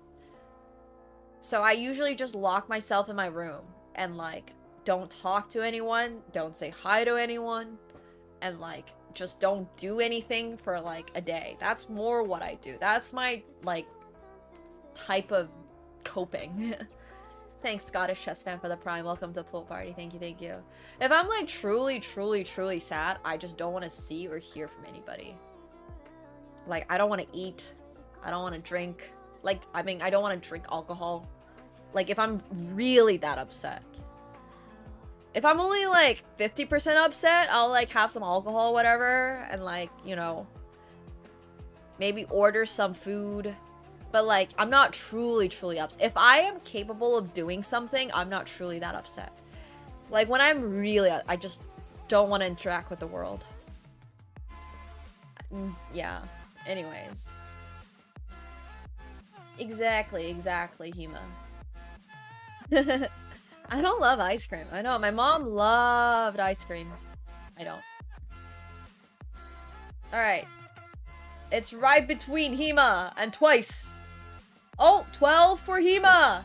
8 for Twice. I do like gelato more than I like ice cream. This is a true statement. I really like sorbets too. Congratulations, Hema, on winning with 15 votes! Congrats on the 25 buckaroos and the worst game of the week! Finally, out of all the bad games you have played, you deserve to win one where you truly had the worst game of the week. So, yay. Awesome. Good stuff, good stuff. Oh yeah, we got a VIP, you guys. Thank you for the reminder. You guys are gonna have VIP for the next little bit.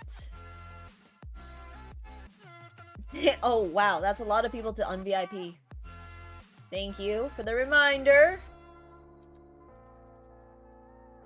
I am not. Today, I'm actually just our streamathon has been delayed for a little bit. Our streamathon is delayed until July 2nd. You get VIP for 2 weeks. Because we only have Flex Friday every 2 weeks. So, you're saved. But we'll see if I actually remember to un-VIP anyone. Because I forget to un-VIP people all the time. But that's alright. So the theme for the following week's Flex Friday is gonna be announced next Friday, where we're gonna have an arena for our upcoming Flex Friday theme. So you guys will know what type of games to play for next Friday. We only have Flex Friday every 2 weeks. Oh, you wanna know a Phenom? Yeah, that works. Give me until 8. Don't let me forget. I'll send you $25 on Phenom, no problem. Sounds good. Now, Flex Midsummer. We gotta figure out what we're doing for Midsummer tomorrow, but in the meantime, we're gonna play some Bullet on my Bullet account, because chess.com gave me Diamond on the other account, and I am reaching an all-time peak. I am like less than 100 points away from all-time peak on my main account, so I kind of like don't want to risk it. Because if I lose rating, I'm gonna be annoyed, actually, for once. Oh, look, Hikaru's playing. Yeah. Hell yeah, Hima. Do it, do it, do it. Win the free roll. That would be sick. That would actually be sick. Okay. What? Whoa, my bullet rating is so high on this account. I am 2493 on this account. Oh, that is wild stuff. I have not played on this account in like... I haven't played on this account in over a year.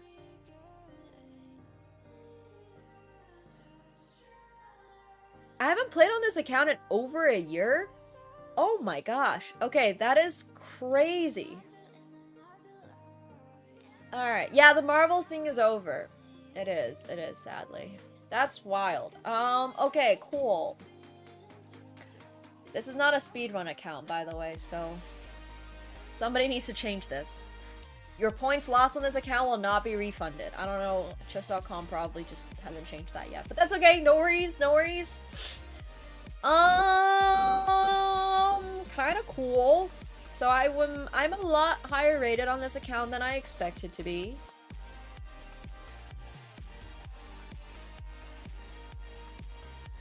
I love that Hikaru still has the Christmas hat on. Nah, this used to be a speedrun account. I probably used it for some speedrun, but I don't really know what.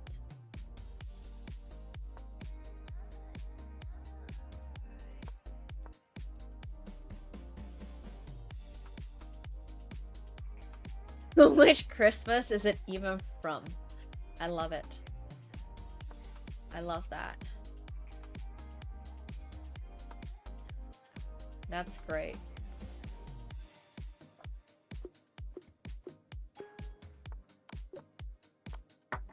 That's actually such a good statement. It's true. This account is gonna have like the most what's the word for it? Like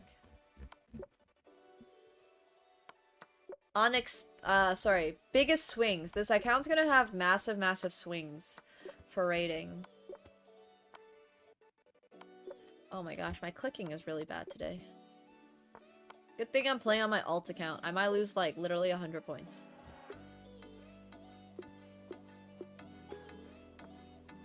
I'm having sake. Japanese sake. It's gonna be like 20 or something for my first game. I need to sort of be dialed in. I kind of want to ride the coaster to like 2600 again. Just based on my rating gains alone. So I don't actually have to grind it, but it's very unpredictable. It will just depend a little bit on... No, this is cold. I much prefer my sakes cold.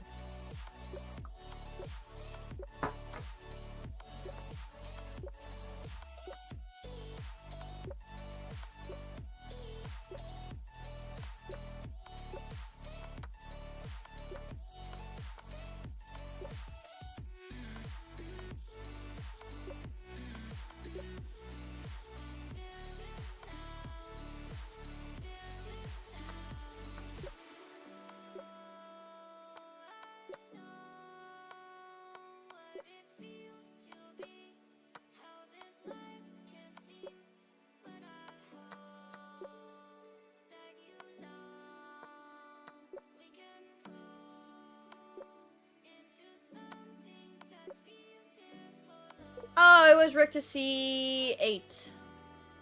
Oops.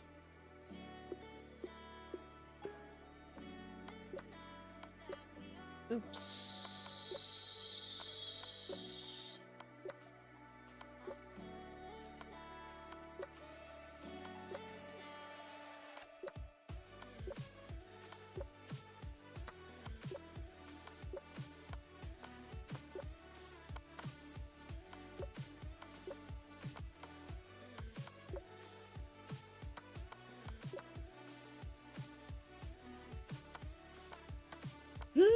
That took me a moment. I was like, wait, what is this? This takes with a check. What the heck? I don't know what that was.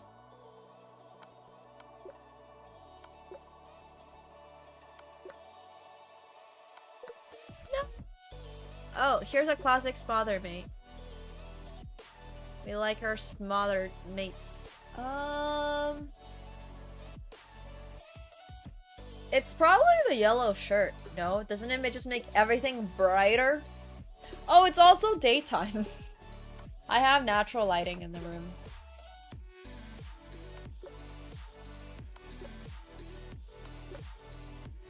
But the lighting's really good today. Yeah, I agree. But I usually like to go for the dark vibes because my favorite... I like Tron. Well, you know I like Tron a lot.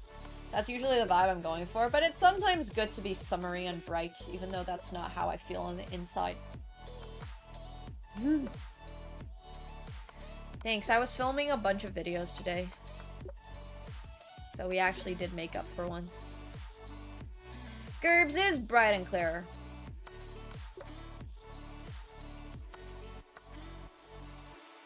Yeah, the lighting is actually cheating a little. You can sort of see the sunlight, like, peek around the edges. I definitely don't have this type of lighting year-round. Katsko is banned, yes. He was looking a little,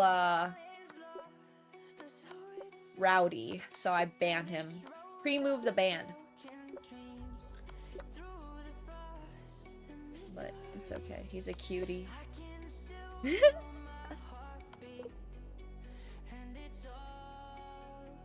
I can just tell when he wants to start like biting and stuff.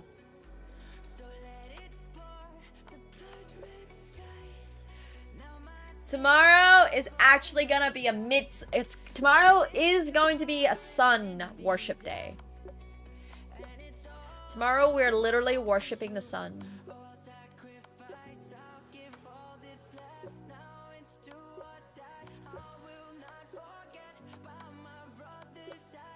We're gonna find some sausages to eat. Exactly. I don't know where that is, honestly. But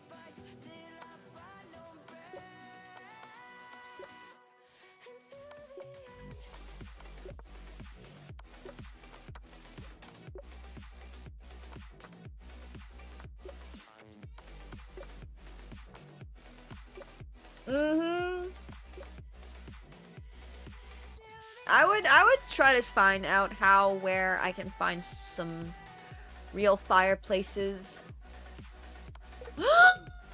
Oh my gasp!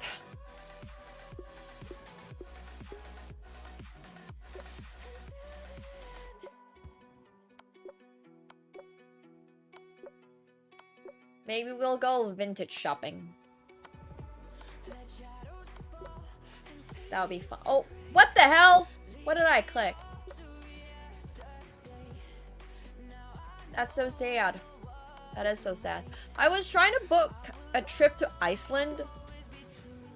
And it happened to fall on exactly, I guess, their Pride Week. And things were so insanely expensive. And I was like, oh my lords. But yeah. There's a very specific place I wanted to go in Iceland. Unfortunately, they have been booked out for like the next 6 months, so.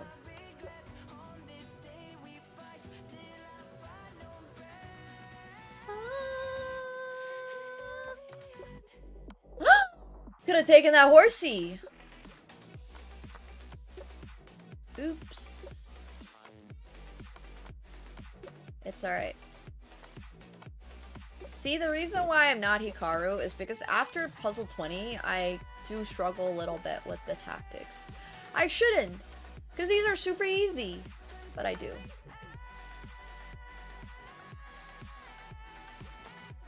Literally checkmate. So what I really need to do is slow down a bit, but I don't like slowing down.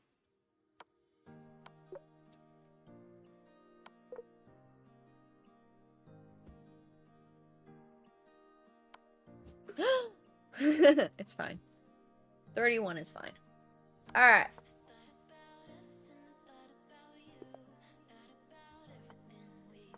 Wow! If I win, I get 43 points. If I lose, it's minus 32. Let's win. Highest stake game of bullet I've ever played in my life.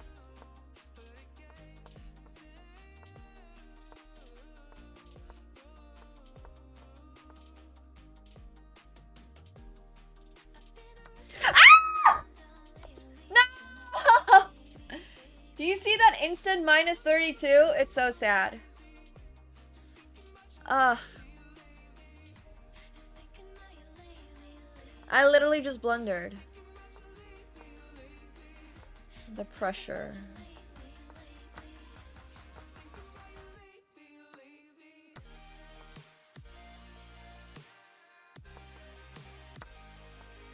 He does not get 32. Unfortunately for him.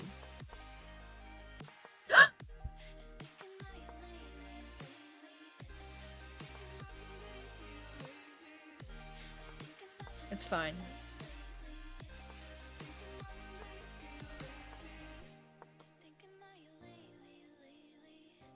I'm much faster than him.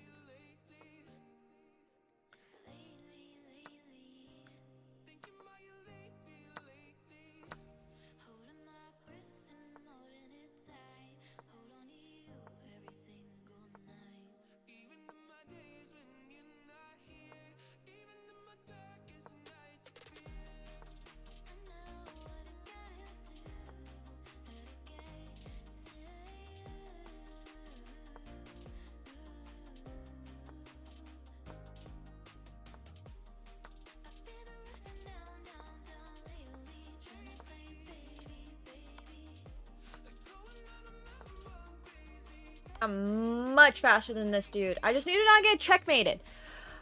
I just gotta not blunder checkmate, you know?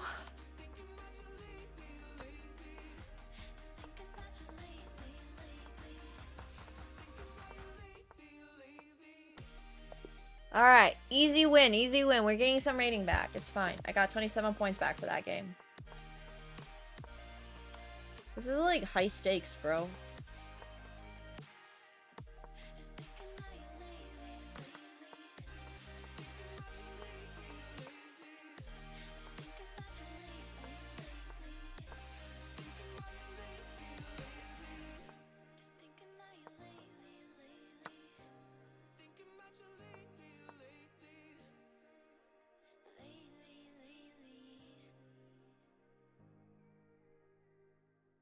Just gotta lock it in.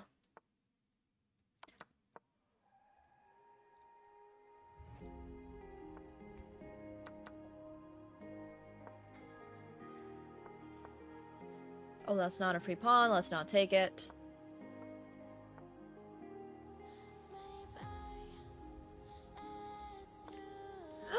No, it's okay. Oh, no, it's not okay. Oh, my God. He has this.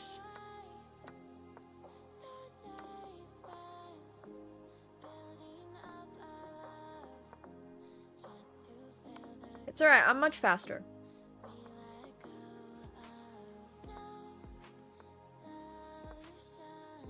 No! Oh god, I keep blundering. I'm playing a little too fast. So sad.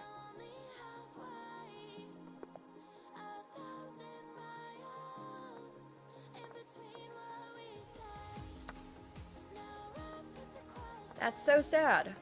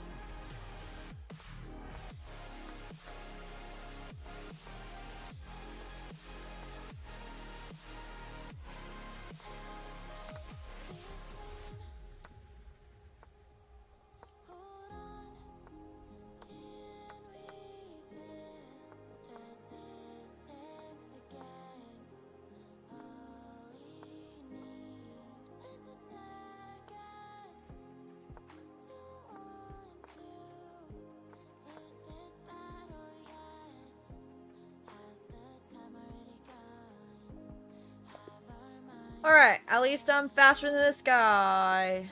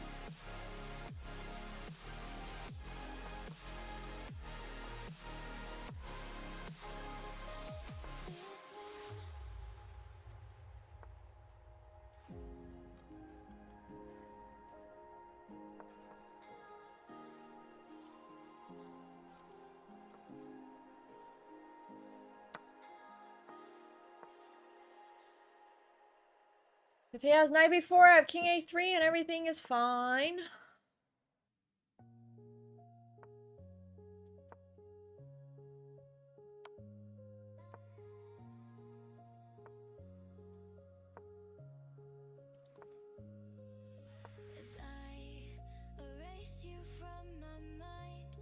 Alright, I beat him with 23 seconds left to go.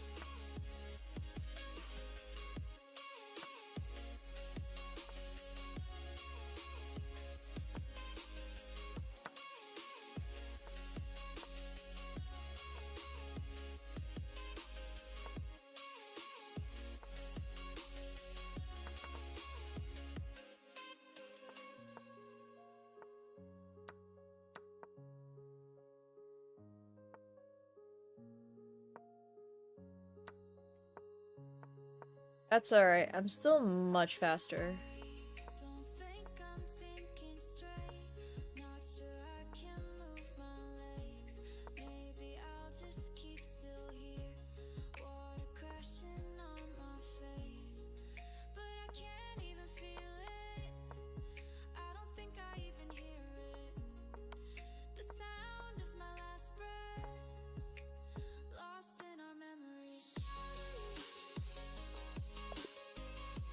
Okay, we need to turn up some of these settings because I'm playing as people who are way too low rated.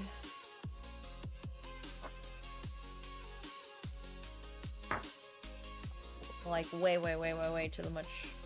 I'm just not gaining enough rating per game. How to get better at bullet? Just play faster, bro.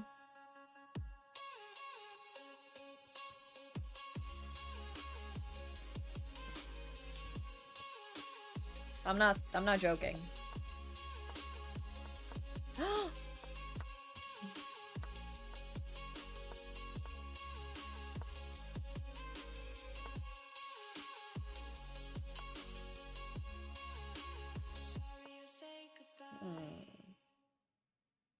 There's some slightly suspicious things going on in my game. He's got this. I'm gonna castle along. No one's gonna see that coming. Oh, he has this too. Ugh.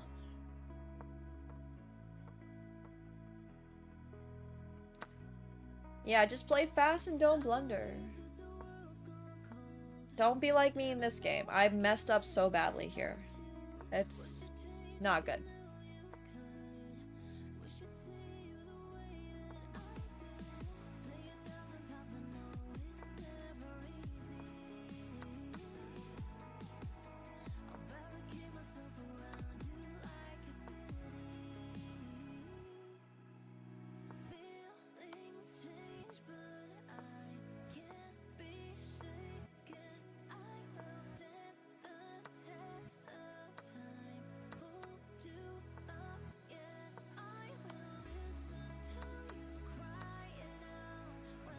He definitely didn't see that one.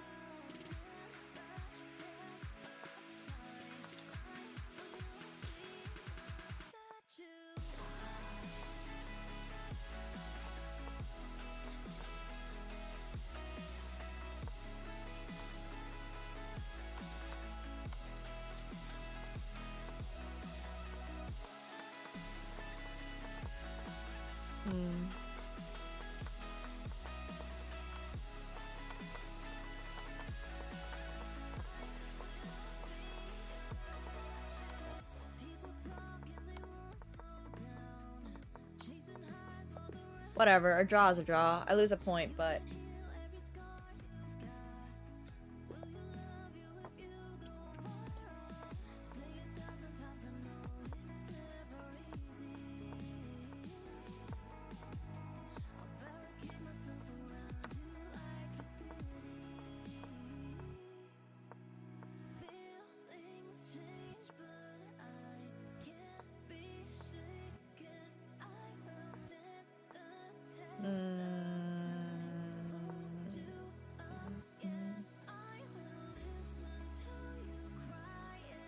Ugh. It's fine. It's fine.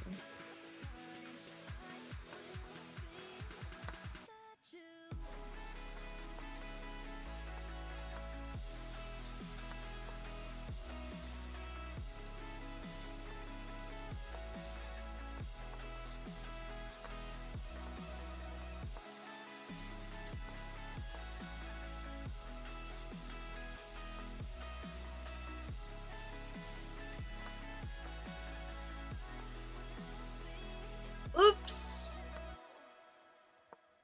Got my queen trapped.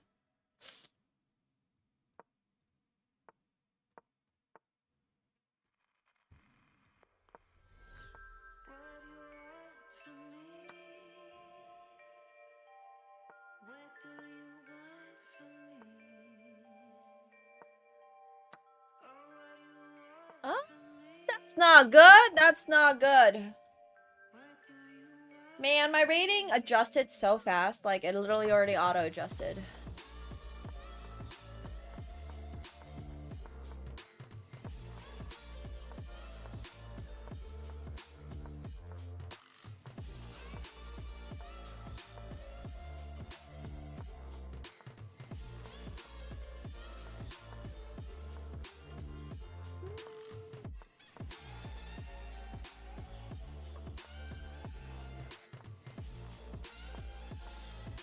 Let's not trade off queens.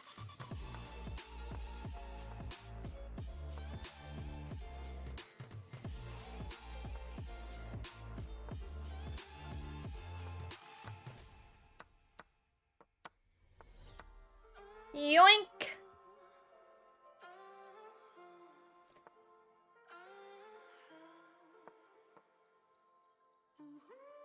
Could have just taken on G6, but...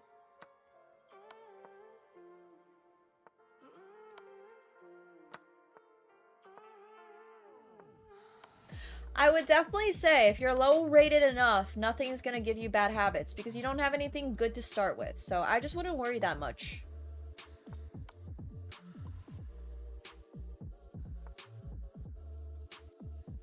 Y'all are worried about the wrong things.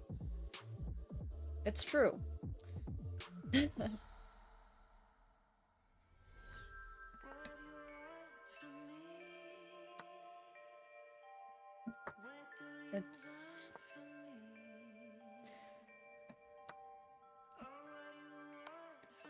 You might be a couple hundred points too early to be worrying about that problem.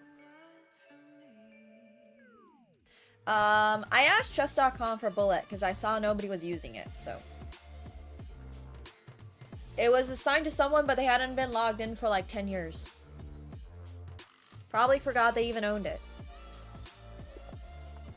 And they just gave it to me. So thank you, chess.com. We love you. I forgot I owned it for 2 years too. But now we're back.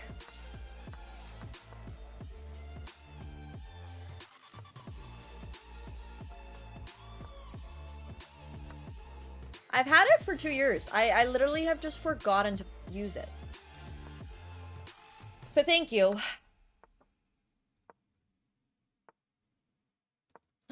If he goes Rook F1, he's so screwed. He did not go Rook F1. I'm very sad.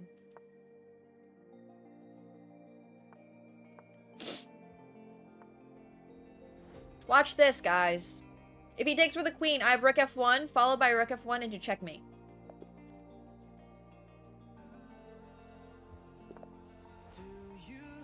Pog! Champ!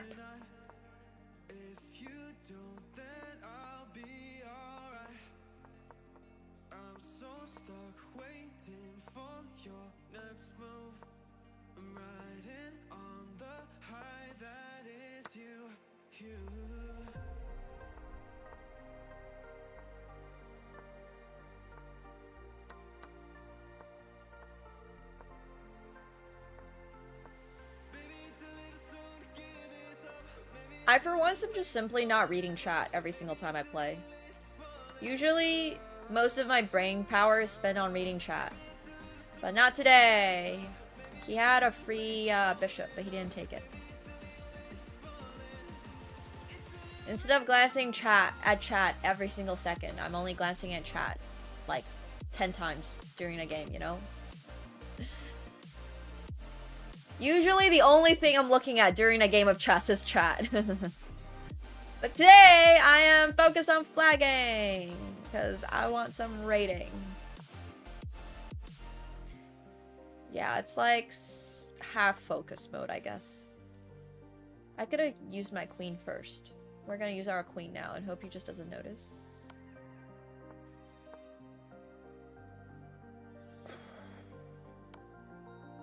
That doesn't really bother me.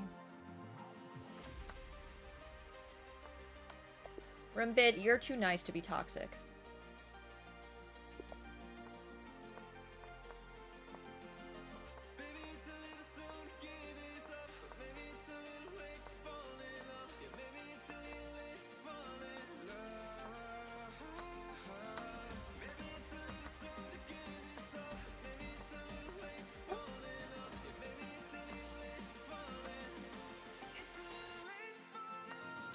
Yo, Anonymous!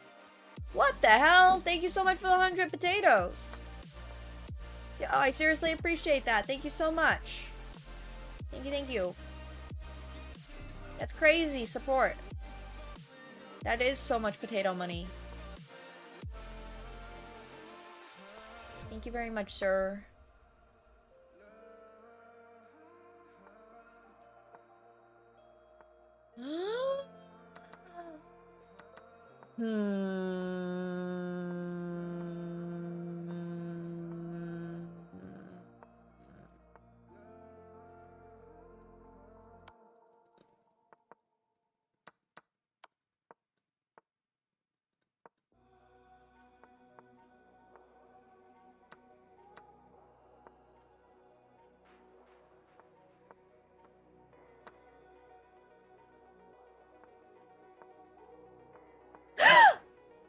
No, I blundered.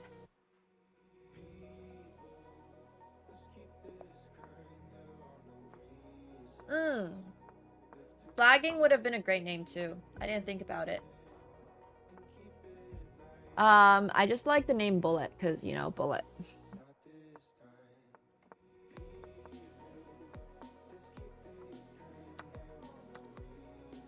Oops.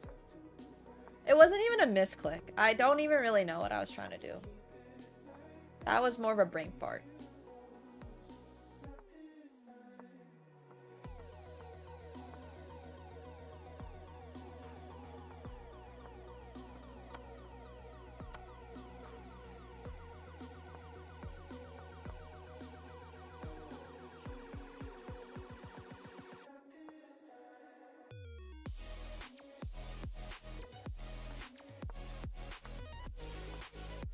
Are you asking for yourself in general, or like on chess.com, or what? Because no, the answer is no. You can't just get any username you want. You have to have one that's available.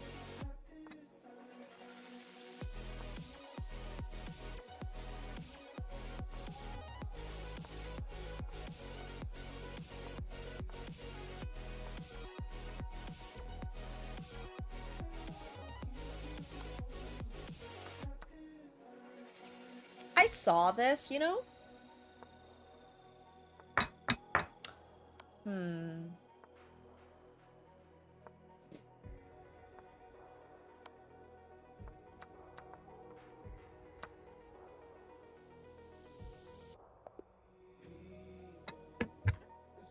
Build some sake. I don't think so, Hima. I think you have to be a title player to have a different account. Or, like, at least a streamer. Like, you have to demonstrate purpose for having a different account.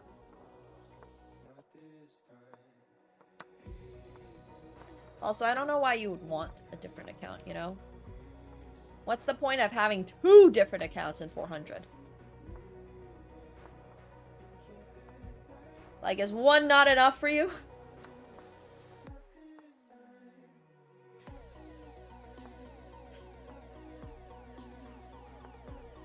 He mounts the metal 150 kilo.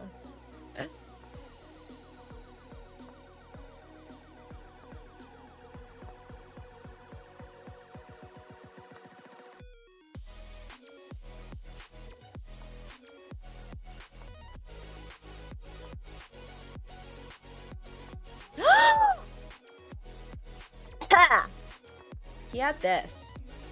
But now I think he's just gonna go, oh. Fair enough. That's annoying too. I hadn't thought of that, but this doesn't look very good for me.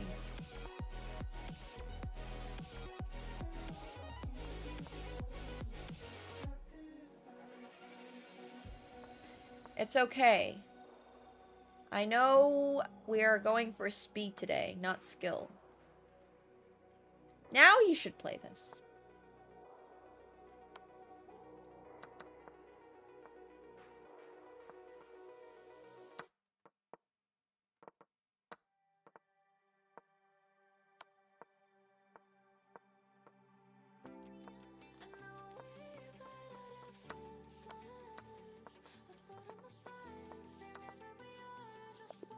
Lag.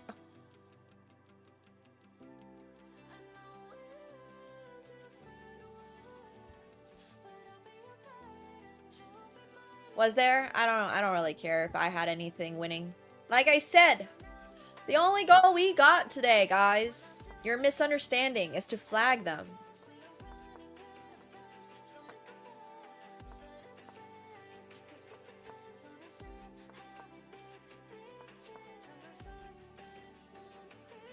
Don't misunderstand me.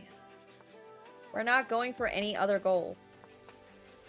I'm not playing chess to win. I'm playing to flag.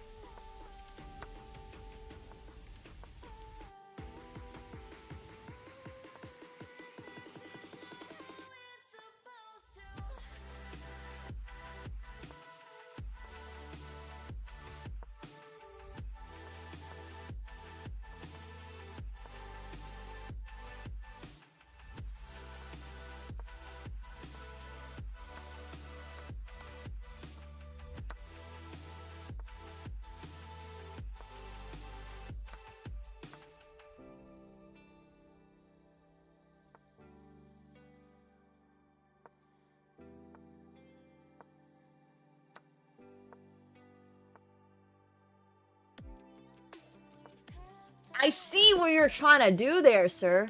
I'm not gonna let you do that.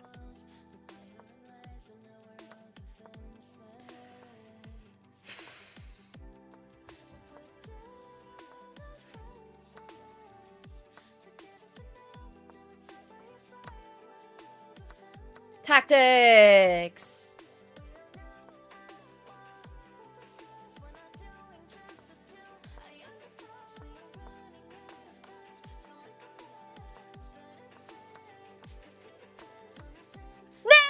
No! Ugh. I think I made a mistake bad enough that I'm gonna lose this game. And I was completely winning. That's very sad. I had such good tactics and I lost.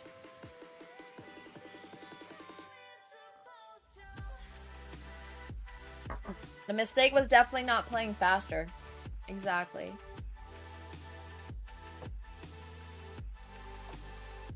That would have been such a sweet 14 points. Very unfortunate. Yeah, dozens of good moves, but then you make one mistake at the end. And then... You know? Pew!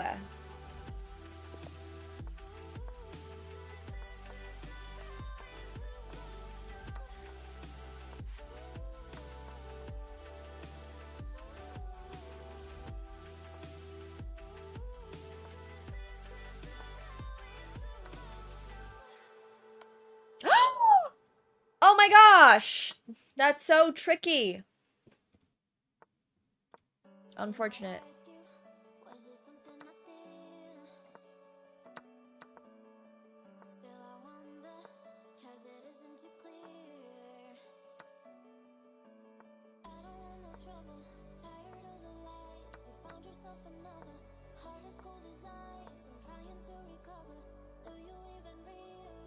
Alright, this game is GG.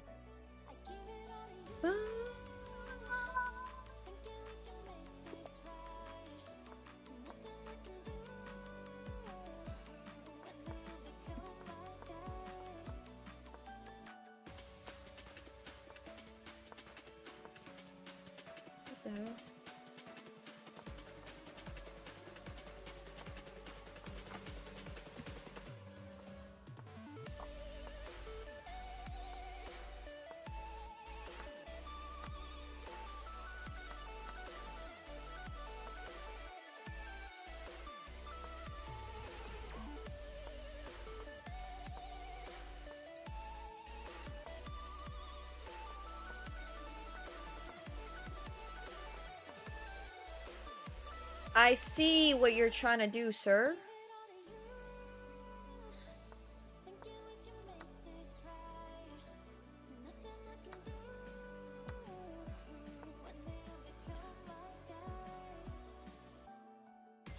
I should have gone Queen F2 with the check first.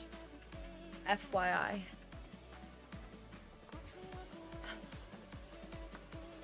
Now he has this. I gave him way too much counterplay.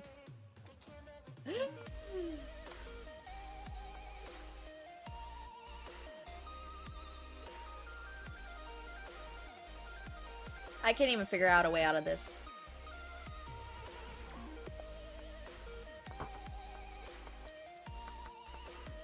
Unfortunate. What the hell is this opening? Wow, this guy is fast.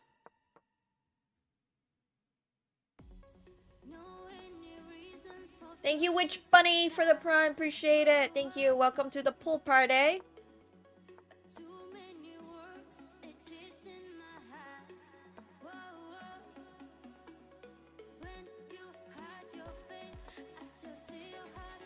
I'm having sake. Ah, okay. No, it's okay. It's still alright. It's not amazing, but it's alright.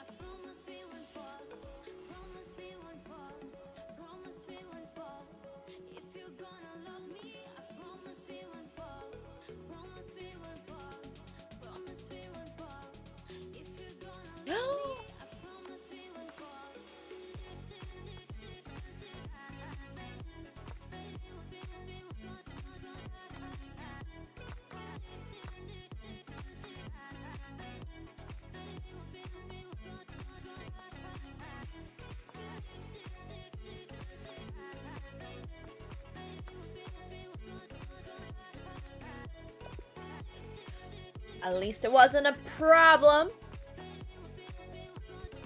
Oh yeah, I don't really know where exactly I got this, but it was probably from a little Japanese store. I don't know what these are actually called, but I call it a carafe because it's like a carafe set because there's a carafe.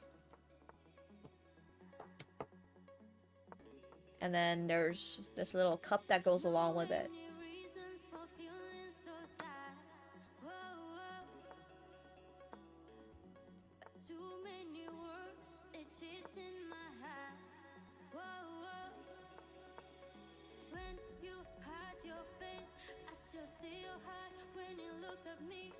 I have a free night if I can just keep it trapped. I kept it trapped. I have a free night.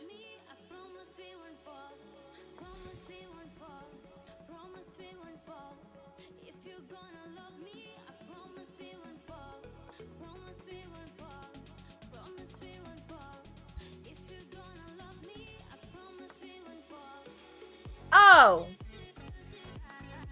Oops.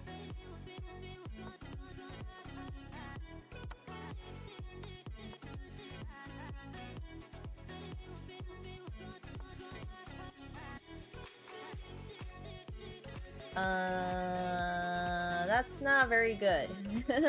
Oopsies. Yeah, I like these chairs.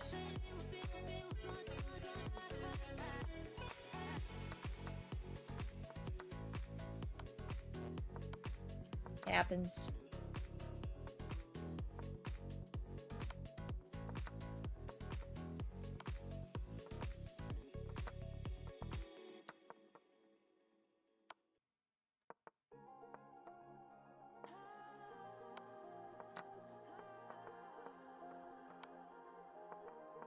Shit, I don't even have material to flag him or win, technically.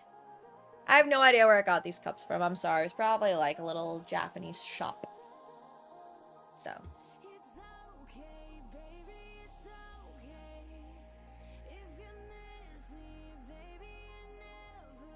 Just win is the best advice, yes.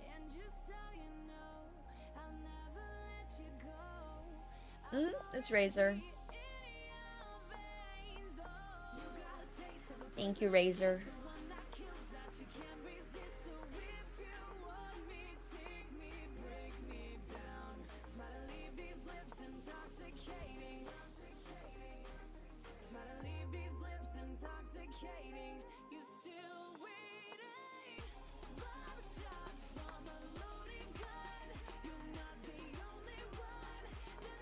I mean, I don't know. Getting day drunk seems pretty, Oops, I blundered a queen straight. Sounds pretty fun to me. Day drunk is how the French do it. I think they're doing it right.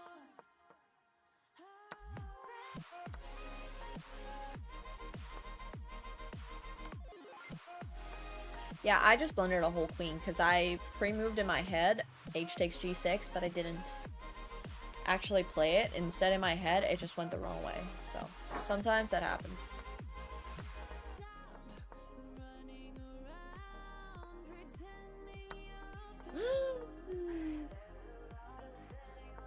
It's okay. We're back. True, Nork, true.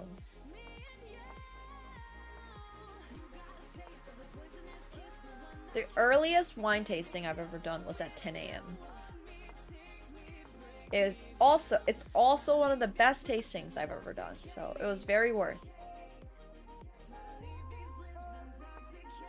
11 a.m. is where you draw the line. Yeah, but this was like Joseph Drouin in Burgundy, so worth it.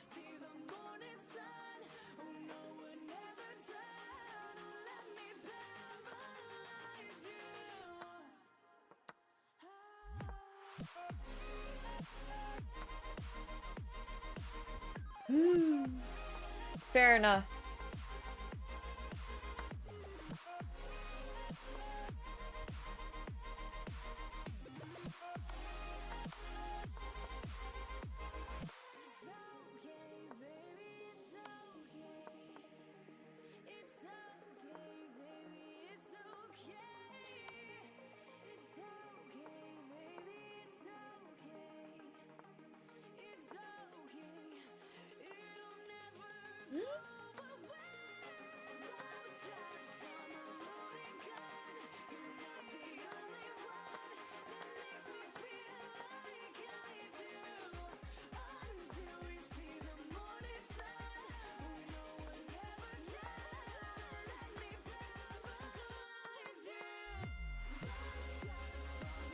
I mean, it's just a draw now, so it's whatever. I mean, I don't technically know if you have to stay sober the whole time playing classical. It just seems like playing classical and having a little sip of alcohol do not go hand in hand, if you know what I mean. Because, like, you're kind of stuck there for 6 hours. So your choices are to either drink a little and then have to sober up at some point near the end game, which I guarantee you do not want to be sober for the end game. Or, like, you have to stay not sober the whole way through, and that also sounds like not fun. So I just think classical chess is not the best place to drink, for sure. Like, definitely does not fit the vibe. Yeah, I don't think alcohol will be good for it, for sure. Absolutely. Would love to get Magnus's opinion on this, though.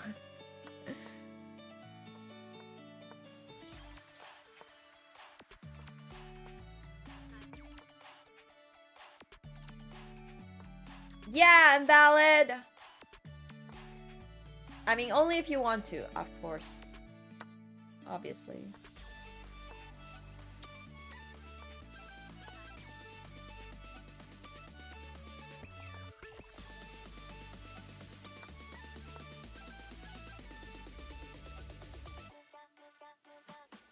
Yeah, I mean, the best 3 players in the world are Sober Magnus, Drunk Magnus, and, you know, Late Magnus. 4th best is probably Shirtless Magnus. 5th best is probably Magnus at 5 a.m.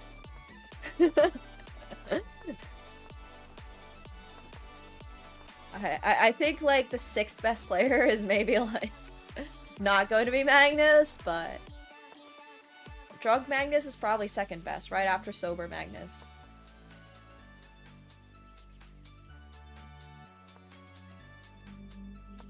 Nice, Toaster.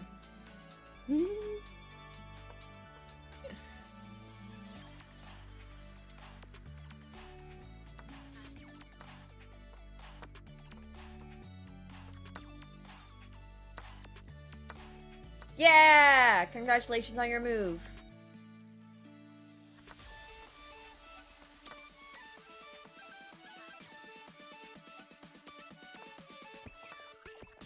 Forky Fork. Jeans Magnus is pretty high up there as well. That's really just Magnus. It's a Magnus party.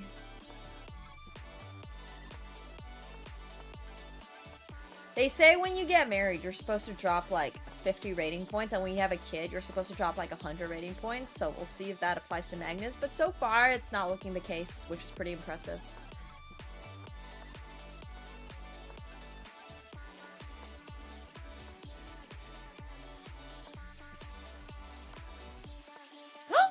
Could have taken!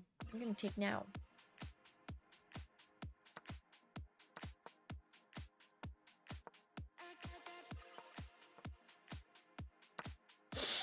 Sad days. Could have won this game.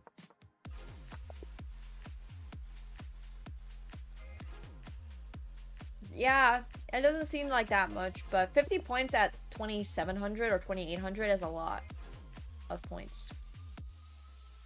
Like, a lot of points. I don't think so. He's always said that he really wants kids. I mean, I don't know, obviously. I'm not Magnus, so. But based on conversations he's had with other people and interviews I've seen him, I think he really cares about having kids. Yeah, he should be. Oh, shoot. Sorry, what happened? Well, the kid's not born yet, right?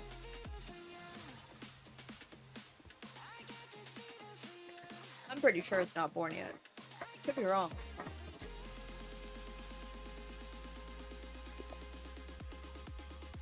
He does. He's always said he wants to have kids. I'm not gonna go pull up old Magnus interviews for proof, but he said it.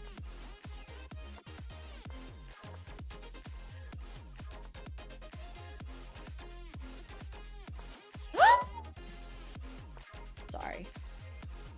I'll be less dramatic.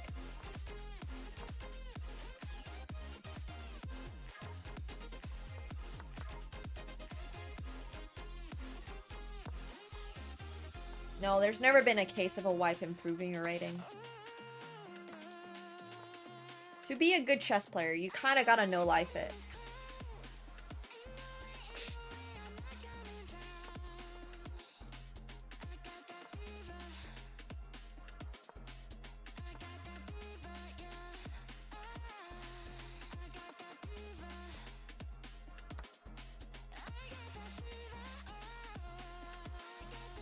What is going on? Jeez.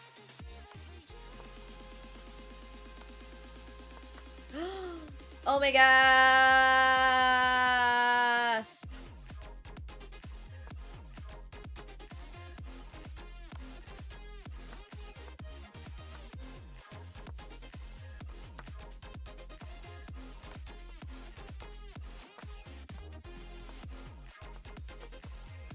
We're just gonna go for the flag, no problem.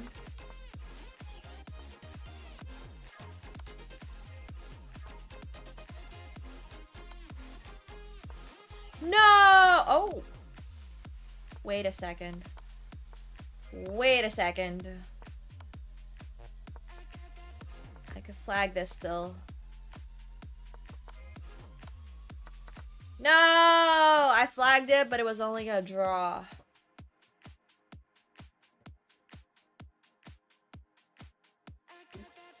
I mean, I would never date somebody who plays chess, so I don't think that's a problem in my life. Alright. Time for some polka!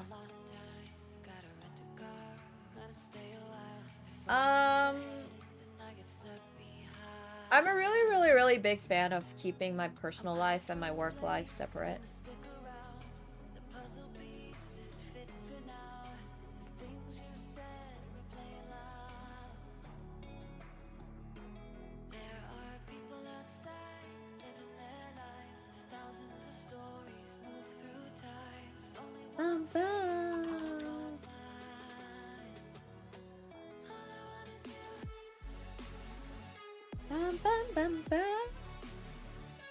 I like that, Wub. Yeah, there's like a theory on this. Well, not a theory on this, but I talk about this all the time where it's like when you have there's an optimal peak when it comes to stress levels and everything like that. And then at some point it's just like pew! But it's like the law of marginal utility. It's the same thing for econ. There's like an optimal number of like money, cash money dollars that will make you feel better in your life. And then at some point you hit that and then it basically doesn't make a difference. Stuff like that. There's a lot of like, or same thing for stress. If you think about stress, right? You get stressed at some point and that makes you better at whatever it is that you're going to do. And then after that, it's like, so it's really the same thing both ways. It's like, it makes sense for everything. Whether it's alcohol or whether it's, yeah, flow state. Exactly. It's just flow state. So if you hit flow state, you want to stay in flow state. But it's very hard to be exactly in flow state. At least that's what my therapist told me. Alright, if you're watching on YouTube or TikTok, make sure you come over to Twitch because we're going to be continuing with some polka! I actually made some ELO progress today, which is really awesome. So I'm happy about that. Maybe we'll keep grinding. Maybe we'll hit 20. My highest peak in Bullet's only 26:14. It actually feels so doable to peek over that. So anyways. Alright, if you're watching on TikTok or YouTube, make sure you're coming over to Twitch. That's where we chat. Thank you guys for watching.